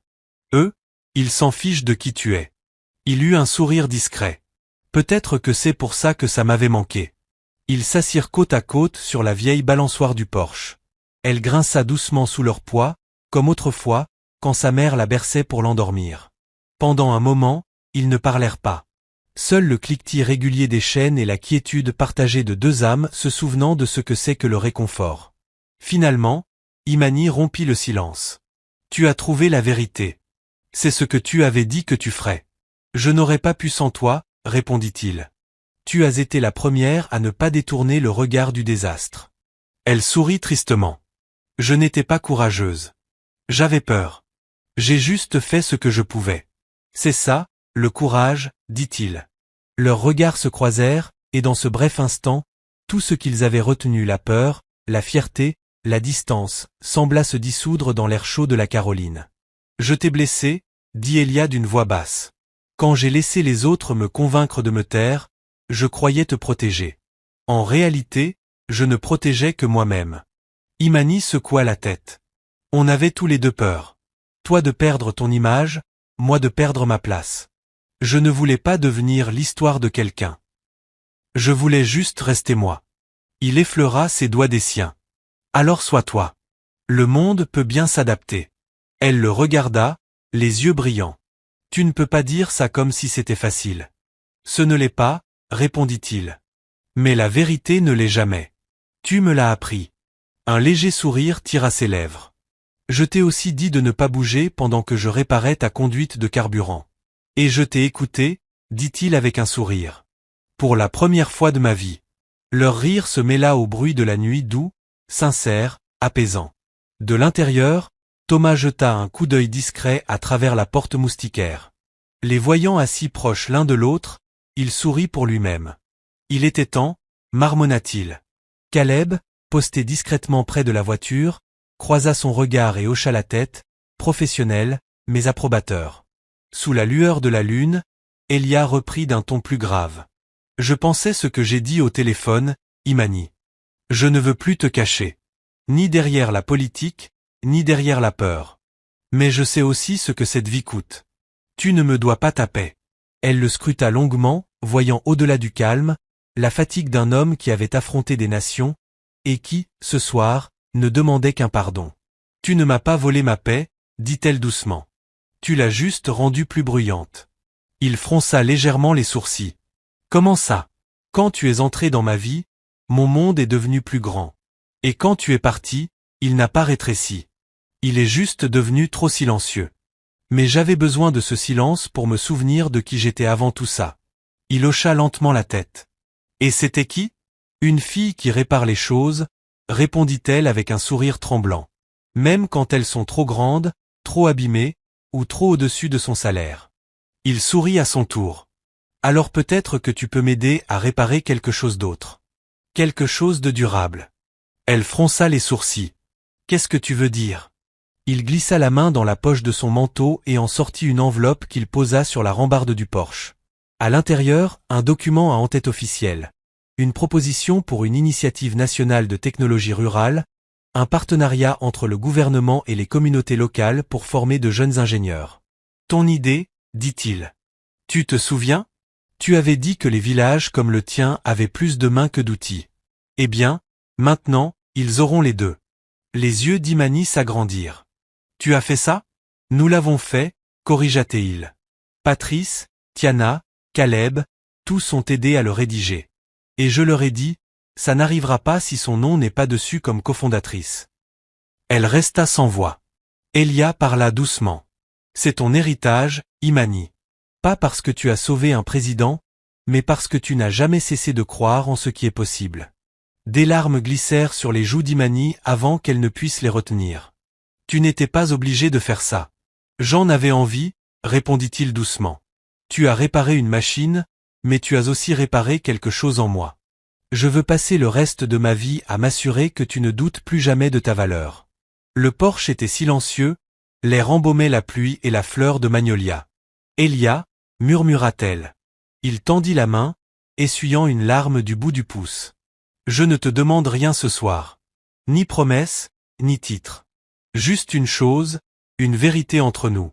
Que ce qu'on ressent est réel, et qu'on le protégera comme il faut. Elle hocha la tête, incapable de parler. Puis, alors que la balançoire grinçait doucement, elle se pencha et l'embrassa. Ce n'était ni dramatique, ni précipité. C'était lent, sincère, comme deux âmes qui enfin expirent après avoir retenu leur souffle trop longtemps. Quand ils se séparèrent, elle posa son front contre le sien. Plus de secrets, dit-elle. Plus de silence, promit-il. Plus tard, quand Elia se leva pour partir, Thomas revint sur le porche. Vous repartez déjà, monsieur le président? Elia sourit. Juste Elia, ce soir, monsieur. Thomas le dévisagea un instant, puis hocha la tête. Vous êtes le bienvenu ici, tant que vous venez avec du respect, pas avec des caméras. Oui, monsieur, répondit Elia avec sincérité. Tandis que la voiture s'éloignait, Imani resta sur le porche, ses doigts effleurant la lettre du nouveau programme. Pour la première fois depuis le crash, elle se sentit en paix, comme si ce qui était brisé en elle venait enfin de se réaligner. Derrière elle, la nuit vibrait du chant des grillons, et le vent portait encore l'écho lointain de sa promesse. Il reviendrait non pas comme l'homme qu'elle avait sauvé, mais comme celui qui avait enfin appris à l'aimer à voix haute. 3 jours après la visite discrète d'Elia à Cypress Village, l'attention du monde se tourna de nouveau vers Washington DC. La capitale paraissait inchangée, marbre poli, costume impeccable, caméra incessante. Mais quelque chose, en dessous, avait bougé. Pour la première fois depuis des mois, le président ne se cachait plus derrière des discours préparés ou des sourires calculés. Il était rentré chez lui avec la paix d'un homme qui avait enfin cessé de mentir, aux autres et à lui-même. Tiana Brox l'attendait devant le bureau ovale, tablette dans une main, café dans l'autre. Tu sais que les chaînes de télé sont prêtes à te crucifier ou à te couronner. Hein? Lança-t-elle d'un ton sec. Elia esquissa un sourire. Comme presque tous les matins. Pas comme celui-ci, répliqua-t-elle. La vérité est sortie sur Marcus. L'enquête t'a blanchi, mais le public est perdu. Ils ont besoin d'une direction. D'un récit clair, pas juste d'un scandale qui s'efface. Et c'est ton domaine, ça, dit-il. Tiana haussa un sourcil. Le nôtre. Toi, tu es le visage. Moi, la voix. Mais il nous faut les bons mots. Des mots qui ne cachent pas le cœur de toute cette histoire. Et c'est quoi, ce cœur? Demanda Elia. Elle inclina la tête. Une fille avec une clé à molette a sauvé le président des États-Unis et lui a rappelé qu'il était humain. Voilà l'histoire. Si tu dis cette vérité-là, tu ne perds pas. Tu diriges. Il acquiesça lentement. Alors, faisons-le. Cet après-midi-là, une voiture familière franchit les grilles de la Maison Blanche. Imani était assise à l'arrière, le ventre noué, le cœur battant comme des ailes de papillon. Elle portait une tenue simple, chemisier bleu marine, pantalon repassé, sans bijoux à part le petit médaillon d'argent que sa mère lui avait laissé. Elle n'appartenait pas à ce monde, mais il ne l'intimidait plus. Caleb l'attendait à l'entrée, un sourire discret aux lèvres. « Bon retour, mademoiselle Brown. Prête pour le cirque? » « Aussi prête que possible, répondit-elle. Il se pencha légèrement, baissant la voix. Il fait les 100 pas depuis 20 minutes. Elle éclata d'un petit rire. Parfait. Qu'il transpire un peu. Quand elle entra dans le bureau ovale, Elia se retourna si brusquement qu'il manqua de renverser une pile de dossiers. Pendant un instant, ils se fixèrent en silence, un silence chargé du souvenir de tout ce qu'ils avaient failli perdre. « Tu es venu ?» demanda-t-il doucement. « Tu m'as demandé de venir, répondit-elle. Et j'ai décidé qu'il était temps d'arrêter de me cacher des gros titres. » Il s'avança vers elle, un sourire au coin des lèvres. « Ce ne sera pas facile. Ils vont disséquer chaque regard, chaque mot. »« Je sais, dit-elle. Mais si j'ai pu ramper dans un avion en feu, je peux survivre à quelques micros. » Il rit, secouant la tête. « Tu as toujours parlé comme une soldate. Mécanicienne, corrigea-t-elle. On se bat avec des outils, pas des armes. Peu importe, dit-il, la voix pleine de chaleur. Tu m'as sauvé. Tiana entra quelques minutes plus tard, sa tablette à la main. Bon, les tourtereaux. Petit rappel de la réalité. Le briefing est dans 1 heure. Vous avez 3 options, nier, détourner, ou définir. Je suppose qu'on opte pour la 3e. Imani arqua un sourcil. Définir? Contrôler le récit, expliqua Tiana. Dites-leur exactement ce que c'est. 2 personnes qui se sont rencontrées dans des circonstances extraordinaires, qui se respectent, et qui refusent de laisser la politique effacer l'humanité. Imani hocha la tête. Alors c'est ce qu'on fera. Parfait, répondit Tiana. Et une dernière chose, pas de larmes. C'est la vérité, pas une tragédie. Elia sourit. On va essayer. La salle de presse était bondée. Chaque siège occupé, les flashs crépitaient comme des éclairs. L'air vibrait d'une tension électrique, celle qui précède l'histoire, ou le scandale. Elia se tint derrière le pupitre, Imani à ses côtés. Calme. Résolu. Il commença lentement. Bonjour à tous. Il y a 2 mois, un avion s'est écrasé près d'un petit village en Caroline du Nord. J'étais à bord de cet avion. Et si je suis encore en vie aujourd'hui, c'est parce que quelqu'un a refusé d'attendre la permission pour faire ce qui était juste. La salle était silencieuse, à part le cliquetis des obturateurs d'appareils photo. Il se tourna légèrement vers Imani. Voici mademoiselle Imani Brown. C'est une mécanicienne, une réparatrice, et l'une des personnes les plus courageuses que j'ai jamais rencontrées. Un murmure parcourut les rangs des journalistes. Certains griffonnaient frénétiquement, d'autres restaient figés. Elia poursuivit. Depuis cette nuit-là, j'ai compris que le leadership ne repose pas sur le contrôle, mais sur le courage. Mademoiselle Brown me l'a rappelé. Alors, lorsque l'enquête a révélé des fautes au sein de mon propre personnel, j'ai choisi la vérité, pas la manipulation. Il marqua une pause, balayant la salle du regard. Je ne m'excuserai pas d'avoir dit la vérité, et je ne laisserai personne transformer l'intégrité en scandale. Ce qui s'est passé entre nous, l'amitié, le respect est quelque chose dont je suis fier. Il recula légèrement, laissant la place à Imani. Elle hésita un instant, puis s'avança vers le micro. Je ne suis pas politicienne, dit-elle. Je n'ai pas de mots sophistiqués. Mais je connais les machines, et les gens ne sont pas si différents. Quand on ignore un problème, il finit par se briser. Quand on le répare avec soin, il fonctionne mieux qu'avant. C'est tout ce que j'ai fait cette nuit-là. J'ai réparé ce que je pouvais.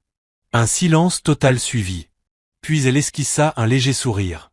Et si le fait d'être moi-même met certains mal à l'aise, peut-être devrait-il se demander pourquoi.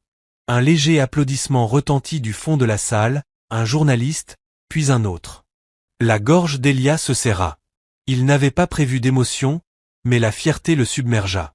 Le lendemain matin, les gros titres envahirent tout. Courage et franchise, le président et la mécanicienne héroïne s'adressent à la nation. Pas de scandale, mais de la sincérité. Amour ou leadership, l'Amérique voit les deux. Le ton avait changé. Les rumeurs s'étaient transformées en admiration. Même de André King, désormais salué comme le journaliste ayant déclenché une ère de transparence, publia un éditorial intitulé « Quand la vérité triomphe ». Et dans le calme de son appartement temporaire à Washington, Imani put enfin respirer. Mais tout le monde ne célébrait pas. De l'autre côté de la ville, dans un luxueux Penthouse, Vanessa Drie jeta son téléphone sur le canapé. Comment fait-elle pour toujours s'en sortir? Siffla-t-elle. C'est une mécanicienne, bon sang. Son assistante, nerveuse, répondit. Le public l'adore. Le récit est intouchable maintenant. Les yeux de Vanessa se plissèrent. Rien n'est intouchable. Trouve-moi quelque chose. Une faille, un secret, n'importe quoi. Mais il n'y en avait pas. Pour une fois, les ragots ne faisaient pas le poids face à la grâce. Ce soir-là, Imani s'assit avec Tiana dans un café tranquille près de la Maison Blanche. La foule s'était dispersée, même si certains la reconnaissaient encore de la télévision. Tiana but une gorgée de café. Tu t'en es bien sortie, gamine. Le pays entier est tombé amoureux de toi. Imani rit doucement. Espérons que ça dure. Oh, ça durera, répondit Tiana. Tu leur as donné quelque chose de vrai. Et dans cette ville, le vrai, c'est rare. Imani pencha la tête. Et toi? Tu as toujours cru en moi, même quand tout le monde doutait. Tiana esquissa un sourire en coin. S'il te plaît, je lis les gens pour vivre. J'ai su dès le départ que tu n'étais pas là pour la gloire. Tu étais là parce que tu ne peux pas ne pas réparer les choses. Imani sourit. Coupable. À ce moment, son téléphone vibra. Elle ouvrit le message et resta figée. Expéditeur, doyen Harold Whittaker. Objet, notification de bourse. Chère Mademoiselle Brown, nous avons le plaisir de vous informer que votre proposition de recherche indépendante sur l'ingénierie appliquée et l'innovation mécanique a été sélectionnée pour le programme national de bourse 2026. Bourse complète, inscription universitaire immédiate si vous acceptez. Félicitations. Votre travail parle plus fort que n'importe quel titre. Ses yeux se remplirent de larmes. Cette fois, elle ne les retint pas. Tiana jeta un œil à l'écran et sourit. On dirait que le monde te rend enfin justice. Imani rit à travers l'émotion. Ou peut-être qu'il ne fait que rattraper son retard. Plus tard ce soir-là, Elia la retrouva près du South Portico Garden, à l'endroit même où ils avaient marché autrefois sous les rosiers. J'ai entendu la nouvelle, dit-il les mains dans les poches. Tu as obtenu la bourse. Elle sourit. Tu ne m'as même pas laissé t'annoncer la nouvelle. J'ai de bonnes sources, plaisanta-t-il. Ne me dis pas que Caleb t'a encore balancé? Il rit. Disons que j'ai désormais une équipe loyale. Ils marchèrent côte à côte sous la lueur de la lune, en silence un moment. Alors, tu vas l'accepter? Demanda-t-il. Oui, répondit-elle. Parce qu'il est temps. Mais je ne fuis plus rien, cette fois. Bien, dit-il doucement. Parce que moi non plus, je ne me cache plus. Elle le regarda. Alors, maintenant? Il s'arrêta, se tourna vers elle. Maintenant, on construit. Ensemble. Tu vas étudier, je vais servir. Et on continuera à prouver que la vérité et l'amour n'ont pas besoin de permission pour exister. Elle sourit, le cœur plein. Voilà quelque chose qui mérite d'être réparé. Elia rit doucement. Marché conclu, mademoiselle la mécanicienne. Sous les mêmes étoiles qui avaient été témoins de leur première rencontre, une brise fit danser le parfum des roses. La ville bruissait autour d'eux, mais à cet instant, rien d'autre ne comptait. Pour la première fois, ils ne combattaient plus l'histoire. Ils l'écrivaient ensemble. Le semestre d'automne s'ouvrit dans une atmosphère pleine de promesses. Sur les marches de l'Institut Polytechnique National, Imani tenait son emploi du temps et un mince dossier de notes de projet. Voir son nom imprimé sur la liste des étudiants lui semblait encore irréel. Autour d'elle, les étudiants couraient entre les cours, leur rire résonnant contre les bâtiments de verre. La plupart n'avaient aucune idée que la femme en jean et bottes de travail avait autrefois rampé à travers les débris pour sauver un président. Et elle préférait que ce soit ainsi. Pour la première fois depuis le crash, elle n'était plus l'histoire. Elle était simplement une étudiante, avec un rêve et un plan. Son premier cours était système mécanique avancé, enseigné par un ancien ingénieur de la NASA, qui commençait toujours par « Si ça ne te met pas au défi, ça ne peut pas te changer ». Imani souriait à chaque fois. Elle en savait quelque chose. Pendant ce temps, à 2 miles de là, l'aile ouest de la Maison Blanche vibrait d'une nouvelle énergie. Elia avait changé, même si peu savait dire exactement comment. La même précision, le même charisme, mais la froideur avait disparu. Il parlait plus librement, riait en réunion, posait des questions inattendues. Lors d'un briefing, un sénateur se moqua de son projet d'investissement rural. Elia se pencha en arrière et répondit calmement. « Quand avez-vous vu pour la dernière fois du potentiel dans un endroit qui ne ressemblait pas au vôtre ?» Personne ne répliqua. Il était différent, parce qu'elle l'avait changé. Un soir, Imani arriva à la Maison Blanche pour une réunion prévue sur le projet de pont technologique rural. L'initiative avait rapidement pris de l'ampleur. Des dons d'entreprises d'ingénierie, des offres de mentorat d'université et des sites pilotes dans 4 États du Sud. Dès qu'elle passa la porte de sécurité, Caleb l'accueillit avec son habituel demi-sourire. « Mademoiselle Brown, dit-il, de retour pour tout bousculer ? Il faut bien que quelqu'un le fasse, répondit-elle. En marchant dans le couloir de marbre, elle remarqua la chaleur subtile dans les salutations du personnel. Quelques mois plus tôt, elle se sentait étrangère ici. Désormais, les gens la saluaient avec respect et familiarité. Lorsqu'elle entra dans la salle Roosevelt, Elia était déjà là, cravate desserrée, manches retroussées, une pile de dossiers devant lui. Il leva les yeux et sourit. « Mon ingénieur préféré. J'espère que tu dis ça à tous tes conseillers, plaisanta-t-elle. Seulement à ceux qui font vraiment avancer les choses. » Elle posa son sac à dos à côté d'une chaise. « Alors, quoi de neuf ?» Il désigna l'écran où s'affichaient des plans et des croquis de sites. « Nous avons obtenu des engagements du département de l'énergie, de 3 grandes entreprises et de plusieurs universités noires historiques, HBCU. »« Tu as fait ça, dit-elle. »« Nous l'avons fait, » la corrigea-t-elle. Leurs regards se croisèrent, chargés d'une compréhension silencieuse. Leur partenariat dépassait désormais la politique et les sentiments. C'était devenu une mission commune. Plus tard, après la fin de la réunion, alors que le personnel quittait la salle, Elia resta en arrière. « Tu sembles à ta place ici, dit-il doucement. Peut-être parce que je n'essaie plus de m'intégrer, répondit-elle. J'essaie juste d'être là où le travail a du sens. Il hocha la tête. Tu as toujours eu ta place. Elle le regarda, la voix douce.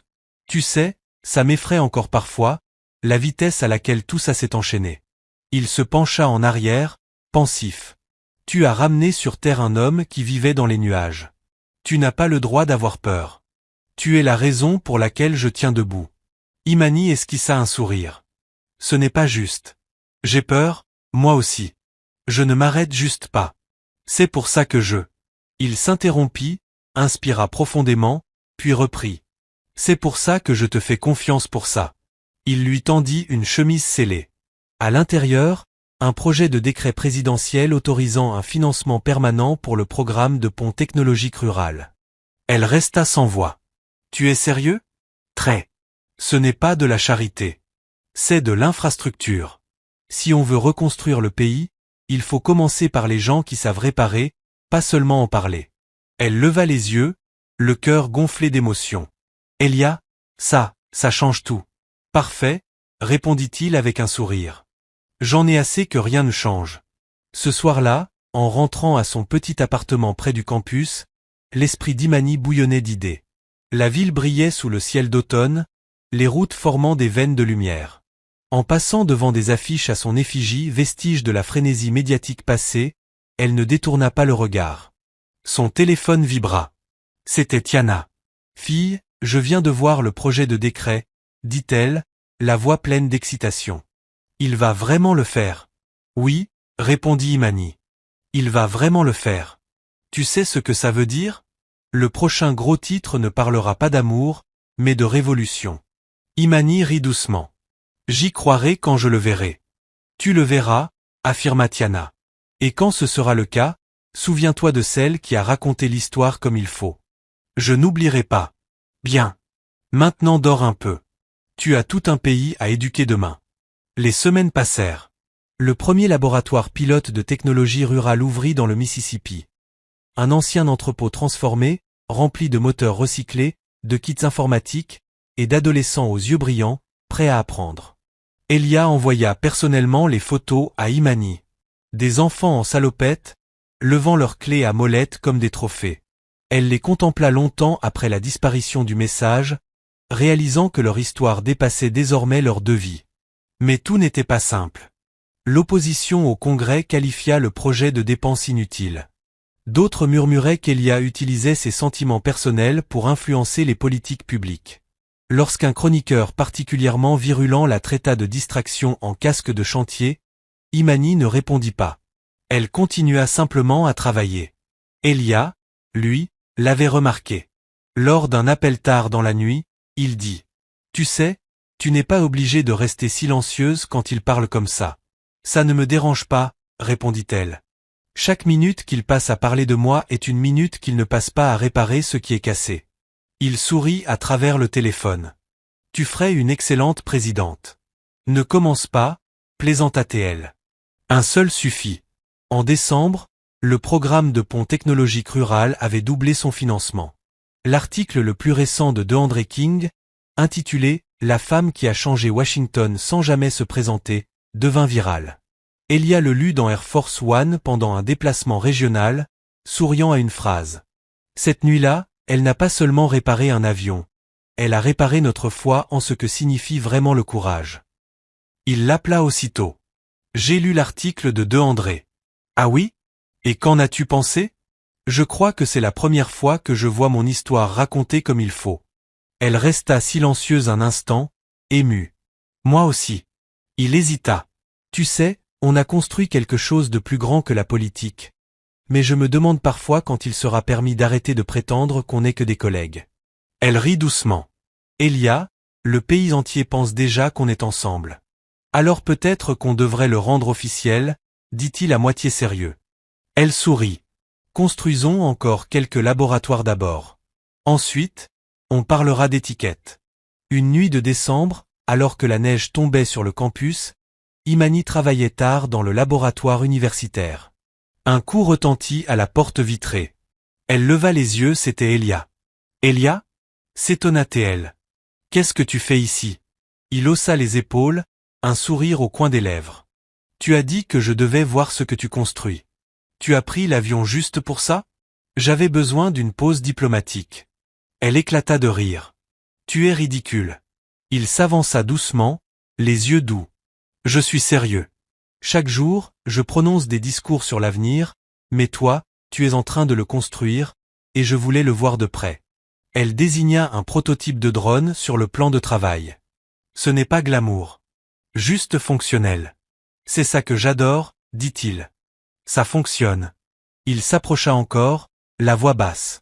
Tout autour de moi, c'est de la performance. Mais ça, c'est réel. Et toi, tu ne le es pas. Elle murmura en souriant. Tu vas me faire oublier que je suis censé finir ce câblage. Il éclata de rire, puis tendit la main vers elle. Tu as déjà câblé assez de cœur pour une vie entière. Elle le repoussa en riant.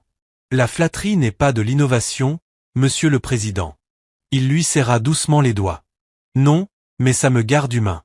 Ils restèrent là sous la lueur blanche des lumières du laboratoire, le bourdonnement des machines formant un rythme doux sous leur rire. Pour un rare instant sans barrière, ni politique ni apparence n'existaient. Juste deux personnes, toutes deux bâtisseuses à leur manière, réécrivant silencieusement ce que pouvait être un partenariat. Quand Elia partit, l'aube se levait. Imani regarda sa voiture disparaître dans la rue, un doux pincement au cœur. Elle se tourna vers son tableau de projet, les yeux brillants de détermination. Il construisait quelque chose qui comptait. Pas un fantasme, mais un avenir. Et cette fois, il ne se cachait pas. L'hiver s'installa sur Washington comme un mince voile d'argent. La neige s'accumulait le long des marches du Capitole, adoucissant même les angles les plus durs du marbre. À l'intérieur, la Maison-Blanche bourdonnait d'une tension silencieuse, celle qui n'est non du chaos, mais de l'attente qui le suit. Pendant des mois, Elia avait refusé que l'enquête sur Marcus Hugues devienne un cirque médiatique. Pas d'audition mise en scène, pas de discours enflammés, juste des faits, ligne par ligne, jusqu'à ce que la vérité puisse se tenir seule. Cette vérité était maintenant prête. Le matin de l'examen interne, Elia se tint devant le miroir, ajustant calmement sa cravate bleu marine. Il ne ressentait aucune revanche, juste une détermination tranquille. Le leadership n'était pas une question de vengeance, mais de clarté. Caleb frappa une fois et entra. « Ils sont prêts pour vous, monsieur. » Séance à huis clos. Personnel essentiel uniquement, plus le comité de supervision. Elia hocha la tête. « Merci. » Il s'arrêta à la porte. « Caleb, quoi qu'il arrive aujourd'hui, merci d'avoir tenu bon. » Caleb acquiesça brièvement. « Vous avez fait de même, monsieur. C'est pour ça que servir a encore un sens. » Dans le couloir, la salle de conférence était silencieuse, à l'exception du bourdonnement de l'enregistreur.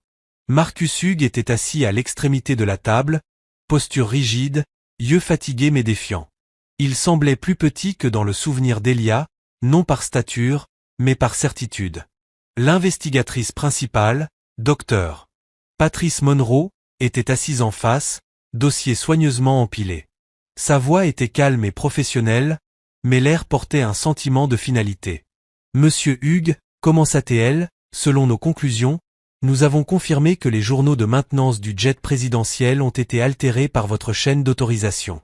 2 membres du personnel ont témoigné avoir suivi vos directives, pensant qu'il s'agissait de procédures de routine. » Marcus croisa les mains. « Je n'ai jamais voulu nuire. Je protégeais l'administration d'un défaut de conception. Nous ne pouvions pas risquer un scandale. » Les yeux de Patrice se plissèrent. « Vous avez mis des vies en danger. » Il se tortilla sur sa chaise. « Je ne pensais pas qu'il allait s'écraser. Ce n'était qu'un vol d'essai. » La voix d'Elia, calme mais tranchante, s'éleva. « Et vous pensiez que jouer à Dieu avec les procédures, c'était du leadership. » Marcus souffla lentement. « Je pensais que me charger de vous rendre intouchable était mon rôle. »« Non, dit Elia, votre rôle était de servir la vérité, pas de la manipuler. Vous vouliez le contrôle, Marcus, et le contrôle sans conscience, c'est le chaos. » Pour la première fois, le visage de l'homme âgé s'adoucit. « Tu as changé, Elia. »« J'ai grandi, » répondit simplement Elia. « Tu m'as enseigné la moitié de cette leçon. Voici l'autre moitié. » L'investigatrice referma le dossier. « Effet immédiat, votre habilitation est révoquée.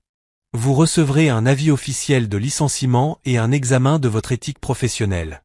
Aucun chef d'accusation pénale n'a été déposé, mais votre carrière dans la fonction fédérale est terminée. » Marcus hocha la tête avec rigidité. « Compris. » En se levant pour partir, il s'arrêta à la porte et se retourna vers Elia. « Pour ce que ça vaut, elle vous a changé. Cette fille. » Elia soutint son regard avec calme. « Elle m'a rappelé pourquoi j'avais commencé tout ça. » Dehors, Tiana attendait, tablette pleine de brouillons pour le communiqué de presse. Elle leva les yeux à l'ouverture de la porte, lisant son expression avant même qu'il parle. « C'est fait, dit-il. » Elle hocha lentement la tête. « Victoire silencieuse, mon type préféré. Restons-en là, dit Elia. Pas d'humiliation, pas de spectacle, juste la vérité. » Tiana esquissa un léger sourire. « C'est désormais ta marque. » Plus tard dans l'après-midi, le communiqué officiel fut publié. Suite à un examen interne, le chef de cabinet Marcus Hugues a été licencié pour manquement dans la supervision de la maintenance. Le président salue l'intégrité de ceux qui ont respecté les normes appropriées d'investigation et de transparence. Pas de scandale, pas de manipulation, juste des faits, clairs et sans artifice. La réaction du public fut étonnamment calme. La plupart des gens respectèrent cette retenue. L'approbation de l'administration remonta lentement mais sûrement.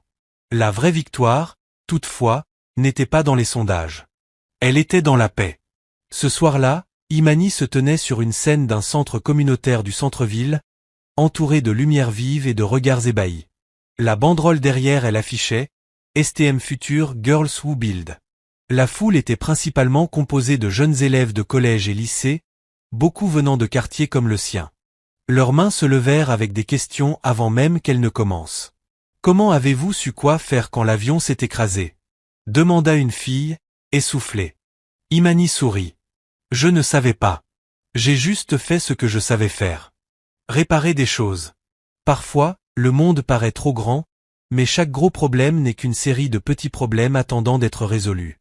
Une autre voix. C'est comment d'être, vous savez, célèbre? Elle rit. Honnêtement, surestimé. Être utile, c'est mieux. La salle éclata de rire, mais l'admiration sur leur visage était sincère. Quand sa présentation se termina, des dizaines de filles firent la queue pour la rencontrer. Certaines apportaient des carnets, d'autres voulaient juste la serrer dans leurs bras. Une voix timide s'éleva au fond. Mademoiselle Brown, avez-vous jamais peur?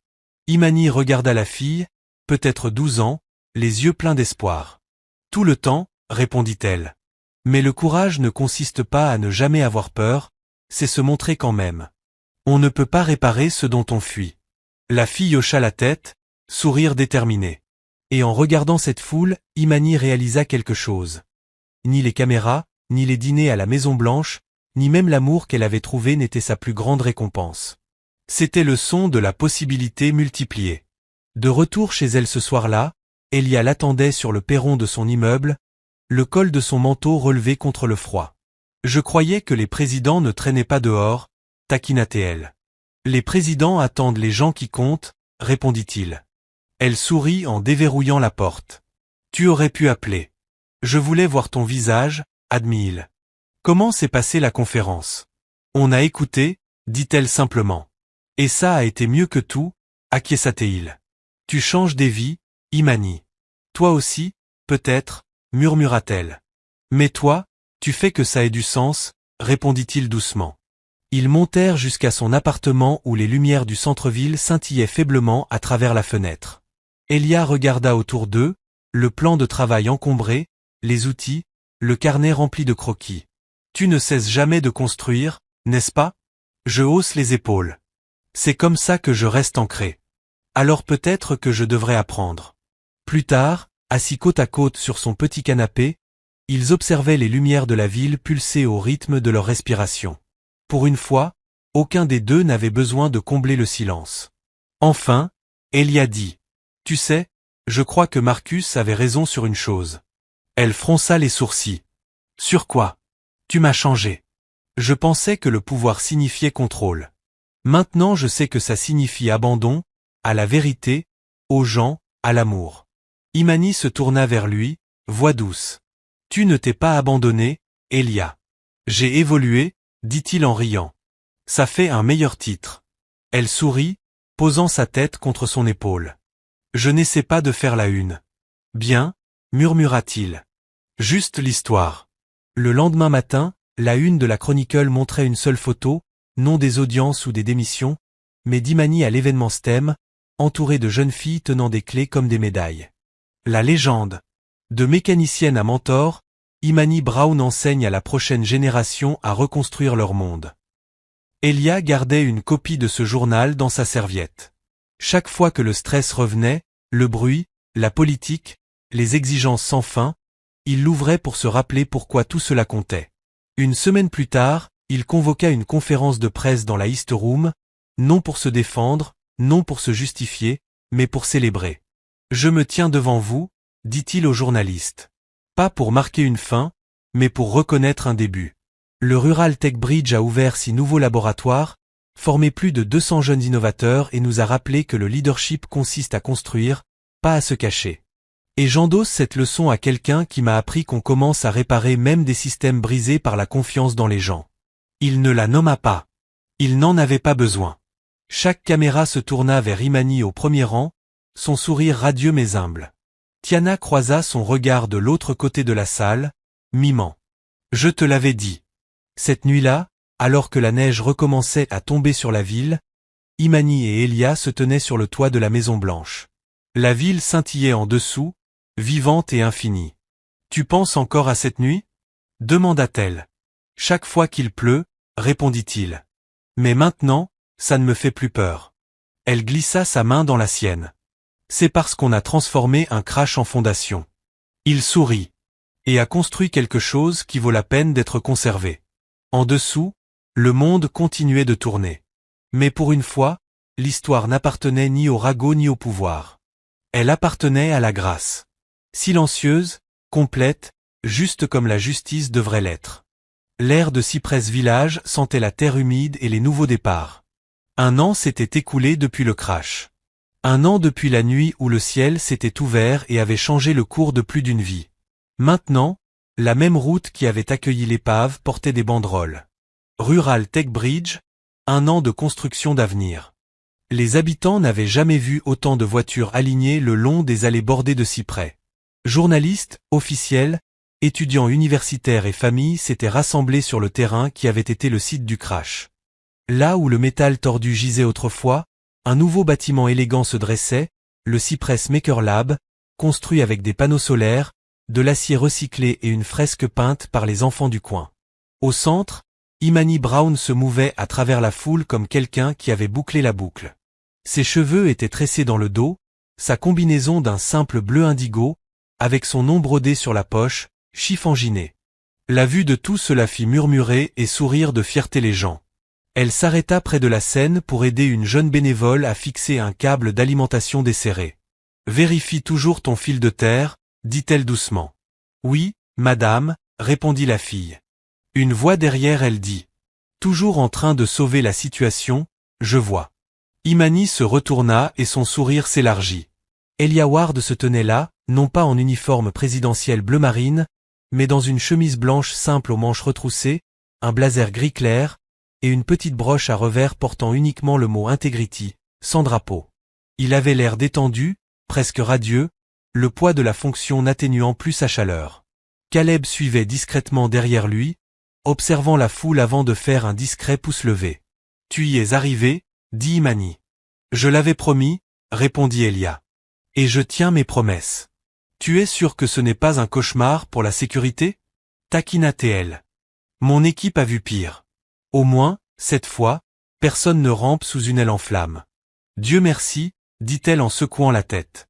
Alors que le festival commençait, rire et musique remplissaient l'air. Des tambours se mêlaient aux harmonies gospel. L'odeur du barbecue flottait dans la foule. Les enfants couraient entre les stands présentant des kits solaires, de petits moteurs et des bras robotiques construits à partir de pièces récupérées. Tiana Brox arriva ensuite, téléphone en main, gérant les livestreams et les angles de presse avec une aisance professionnelle. « Imani, tu as 27 médias qui couvrent ça », dit-elle en souriant. « La moitié du pays regarde ton petit village en ce moment. Alors ils vont bientôt voir à quoi ressemble le vrai travail », répondit Imani en riant.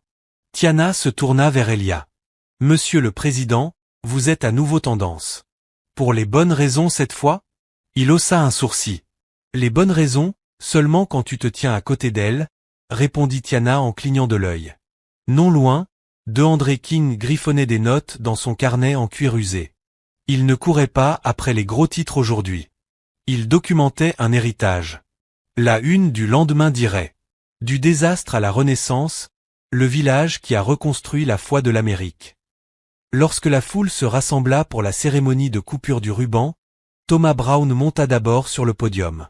Sa voix portait cette autorité calme qui vient des années de Grèce, de sueur et de patience. « La plupart d'entre vous connaissaient ma fille avant le reste du monde », dit-il en souriant légèrement. « Elle a réparé vos tracteurs, remis vos lignes électriques en état, peut-être emprunté vos outils et oublié de les rendre. » Des rires roulèrent dans le champ. « Mais elle nous a tous enseigné quelque chose de plus grand. L'endroit où vous commencez ne détermine pas où vous finirez. Ce qui compte, c'est le travail que vous fournissez et le cœur que vous y mettez. » Il regarda Imani, la fierté adoucissant son regard. « Tu as honoré ta maman, ma fille. Elle hurlerait de joie depuis le ciel aujourd'hui. » Imani cligna des yeux, retenant ses larmes tandis que la foule applaudissait. Vint ensuite Tiana, qui présenta le partenariat entre le gouvernement et la nouvelle fondation. « Ce laboratoire n'est pas seulement un bâtiment, dit-elle. C'est un pont entre les mains et les esprits, entre ce qui est oublié et ce qui est possible. » Puis elle sourit à Imani. « Et il a été construit parce qu'une femme a refusé de croire que l'endroit d'où elle venait la rendait moins qualifiée pour bâtir quelque chose de meilleur. » La foule éclata en acclamations, certains criant son nom. Le cœur d'Imani battait d'un mélange de joie et d'humilité. Enfin, Elia s'avança vers le micro. Le chant se tut instantanément. Les caméras zoomèrent, mais pour une fois le spectacle ne paraissait pas mis en scène. Il y a 1 an, ce chant était fumé, boue et chaos. Je me souviens du bruit. Le métal hurlait, le vent rugissait. Je me souviens avoir pensé, c'est fini. Mais alors, dans l'obscurité, quelqu'un a tendu la main et a refusé de me laisser mourir. Cette personne se tient ici. Il se tourna vers Imani, la voix pleine mais stable. Et depuis cette nuit, elle n'a pas cessé de sauver des vies, pas seulement la mienne. Chaque jeune esprit qui entre dans ce laboratoire, chaque enfant qui prend une clé plutôt que d'abandonner, porte son feu. La foule oscillait entre admiration et affection. Elia esquissa un léger sourire. La vérité, c'est que le leadership ne se trouve pas dans les palais ou dans les sondages. Parfois, il se trouve dans le garage d'une petite ville, dans quelqu'un qui regarde l'impossible et dit « Laissez-moi réparer ça ». Il fit une pause, laissant le silence respirer avant de conclure. Alors aujourd'hui, je ne me tiens pas devant vous comme votre président. Je me tiens comme un homme qui a appris ce que le courage signifie vraiment, parce que j'ai rencontré quelqu'un qui n'a jamais demandé le pouvoir, mais l'a utilisé mieux que quiconque que je connaisse. Les applaudissements commencèrent doucement, puis devinrent un rugissement qui roula à travers le champ comme le tonnerre. Les yeux d'Imani brillaient tandis qu'il s'éloignait du podium pour prendre les ciseaux cérémoniels. Elle le rejoignit, leurs mains se frôlant en les tenant ensemble. « Prête ?» demanda-t-il doucement. « Toujours ensemble » répondit-elle. Ils coupèrent le ruban. La foule explosa. Des feux d'artifice éclatèrent dans le ciel bleu, des confettis jaillirent en couleurs vives. La musique monta, tambour, cor, acclamations, et pour un instant, il sembla que le monde entier s'était réuni pour honorer non pas la richesse ou le pouvoir, mais la décence et le cœur. Quelques heures plus tard, le soleil se coucha, baignant le village dans une lumière dorée. Les invités officiels commencèrent à partir, mais Imani resta avec Elia, marchant sur le vieux chemin de terre bordé de cyprès, le même qu'elle avait emprunté la nuit du crash. Le bourdonnement du festival s'éloigna, se fondant dans le silence du crépuscule. Cet endroit sent encore l'huile et la pluie, dit Elia en souriant. C'est l'odeur de la survie, répondit Imani. Ils s'arrêtèrent près d'un petit panneau en bois, une simple plaque commémorative gravée, à ceux qui réparent ce que les autres abandonnent. Elia s'agenouilla brièvement, traçant les mots du doigt. Tu as choisi la bonne inscription. C'est ce que maman disait, murmura Imani. Elle réparait les radios, les lampes, même les cœurs si elle le pouvait. Elle disait que tout mérite une chance de plus. Il leva les yeux vers elle, doux. C'est ce que tu m'as donné. Le moment s'étira, silencieux et doré. Puis Elia plongea la main dans la poche de sa veste. J'allais attendre, dit-il. Mais quelque chose me dit que c'est le seul endroit où ça a du sens. Imani fronça légèrement les sourcils. Attendre quoi? Il sourit, sortant une petite boîte. Son souffle se coupa. À l'intérieur, nichée dans du velours, se trouvait une bague, ni grandiose ni scintillante, mais faite main, argentée et entrelacée de cuivre, 2 métaux plus forts ensemble que séparément. Elia, murmura-t-elle. Il s'avança, voix basse et ferme. Ce n'est pas une question de politique. Ce n'est même pas une question de promesse. C'est choisir chaque jour, de la même manière que tu choisis de réparer ce qui est brisé. Tu m'as appris que l'amour n'est pas de la chance, c'est du travail. Il ouvrit complètement la boîte. Alors je te demande, veux-tu continuer à construire avec moi? Ses yeux se remplirent de larmes, coulantes maintenant librement. Oui, dit-elle, riant à travers elle. Oui, je le veux. Il glissa la bague à son doigt, leurs mains tremblant dans la lumière douce. Ajustement parfait, murmura-t-il. Elle sourit en s'essuyant la joue. C'est parce que ce n'est pas acheté en magasin, grinça-t-il. Nous non plus, répliqua-t-elle avec un sourire. Ils retournèrent vers le champ, main dans la main. La musique s'était calmée, adoptant un rythme doux. Un trio de jazz local jouait sous le chapiteau. Thomas Brown les aperçut et sourit largement, secouant la tête. Il était temps, dit-il en tirant Elia dans ses bras avant de se tourner vers sa fille. Tu es sûr de savoir à quoi tu t'engages? Plutôt sûr, répondit-elle. Thomas hocha la tête avec approbation. Bien. Souviens-toi juste que les présidents prennent leur retraite. Les mécaniciens, non. Tout le monde éclata de rire. Non loin, Caleb s'appuyait contre un poteau de clôture, observant avec une fierté discrète. Tiana filmait la foule avec soin, sa légende déjà formée dans sa tête. Un amour qui construit plutôt que qui brûle. De André griffonna sa dernière note de la journée. Parfois, la plus grande réparation se fait sur le cœur humain. Alors que le crépuscule s'approfondissait, des lanternes éclairaient le chemin vers le laboratoire des Makers. Les enfants jouaient encore dans l'herbe, leurs rires résonnant comme des carillons. Imani leva les yeux vers les étoiles commençant à éclore au-dessus d'elle, les mêmes qu'il avait observées la nuit où tout avait changé. Elia suivit son regard. « Tu penses parfois à tout ce qui a du mal tourner pour que nous trouvions ce qui est juste ? » « Tout le temps, répondit-elle. Mais peut-être que c'est ça, les miracles. Des erreurs qui deviennent significatives. Il sourit doucement. Alors, à chaque fil brisé, chaque tempête, chaque crash. Et à chaque réparation, ajouta-t-elle en le regardant. Plus tard, alors que la foule s'éclaircissait et que la nuit s'installait pleinement, les lumières du nouveau laboratoire brillaient calmement derrière eux. Preuve que des décombres peut naître quelque chose de durable. Ils se tenaient ensemble au bord du champ, doigts entrelacés. Plus de discours. Plus de caméras. Juste 2 personnes. La mécanicienne qui a refusé d'abandonner. Et l'homme qui a appris que la vérité ne diminue pas l'amour. Elle le définit.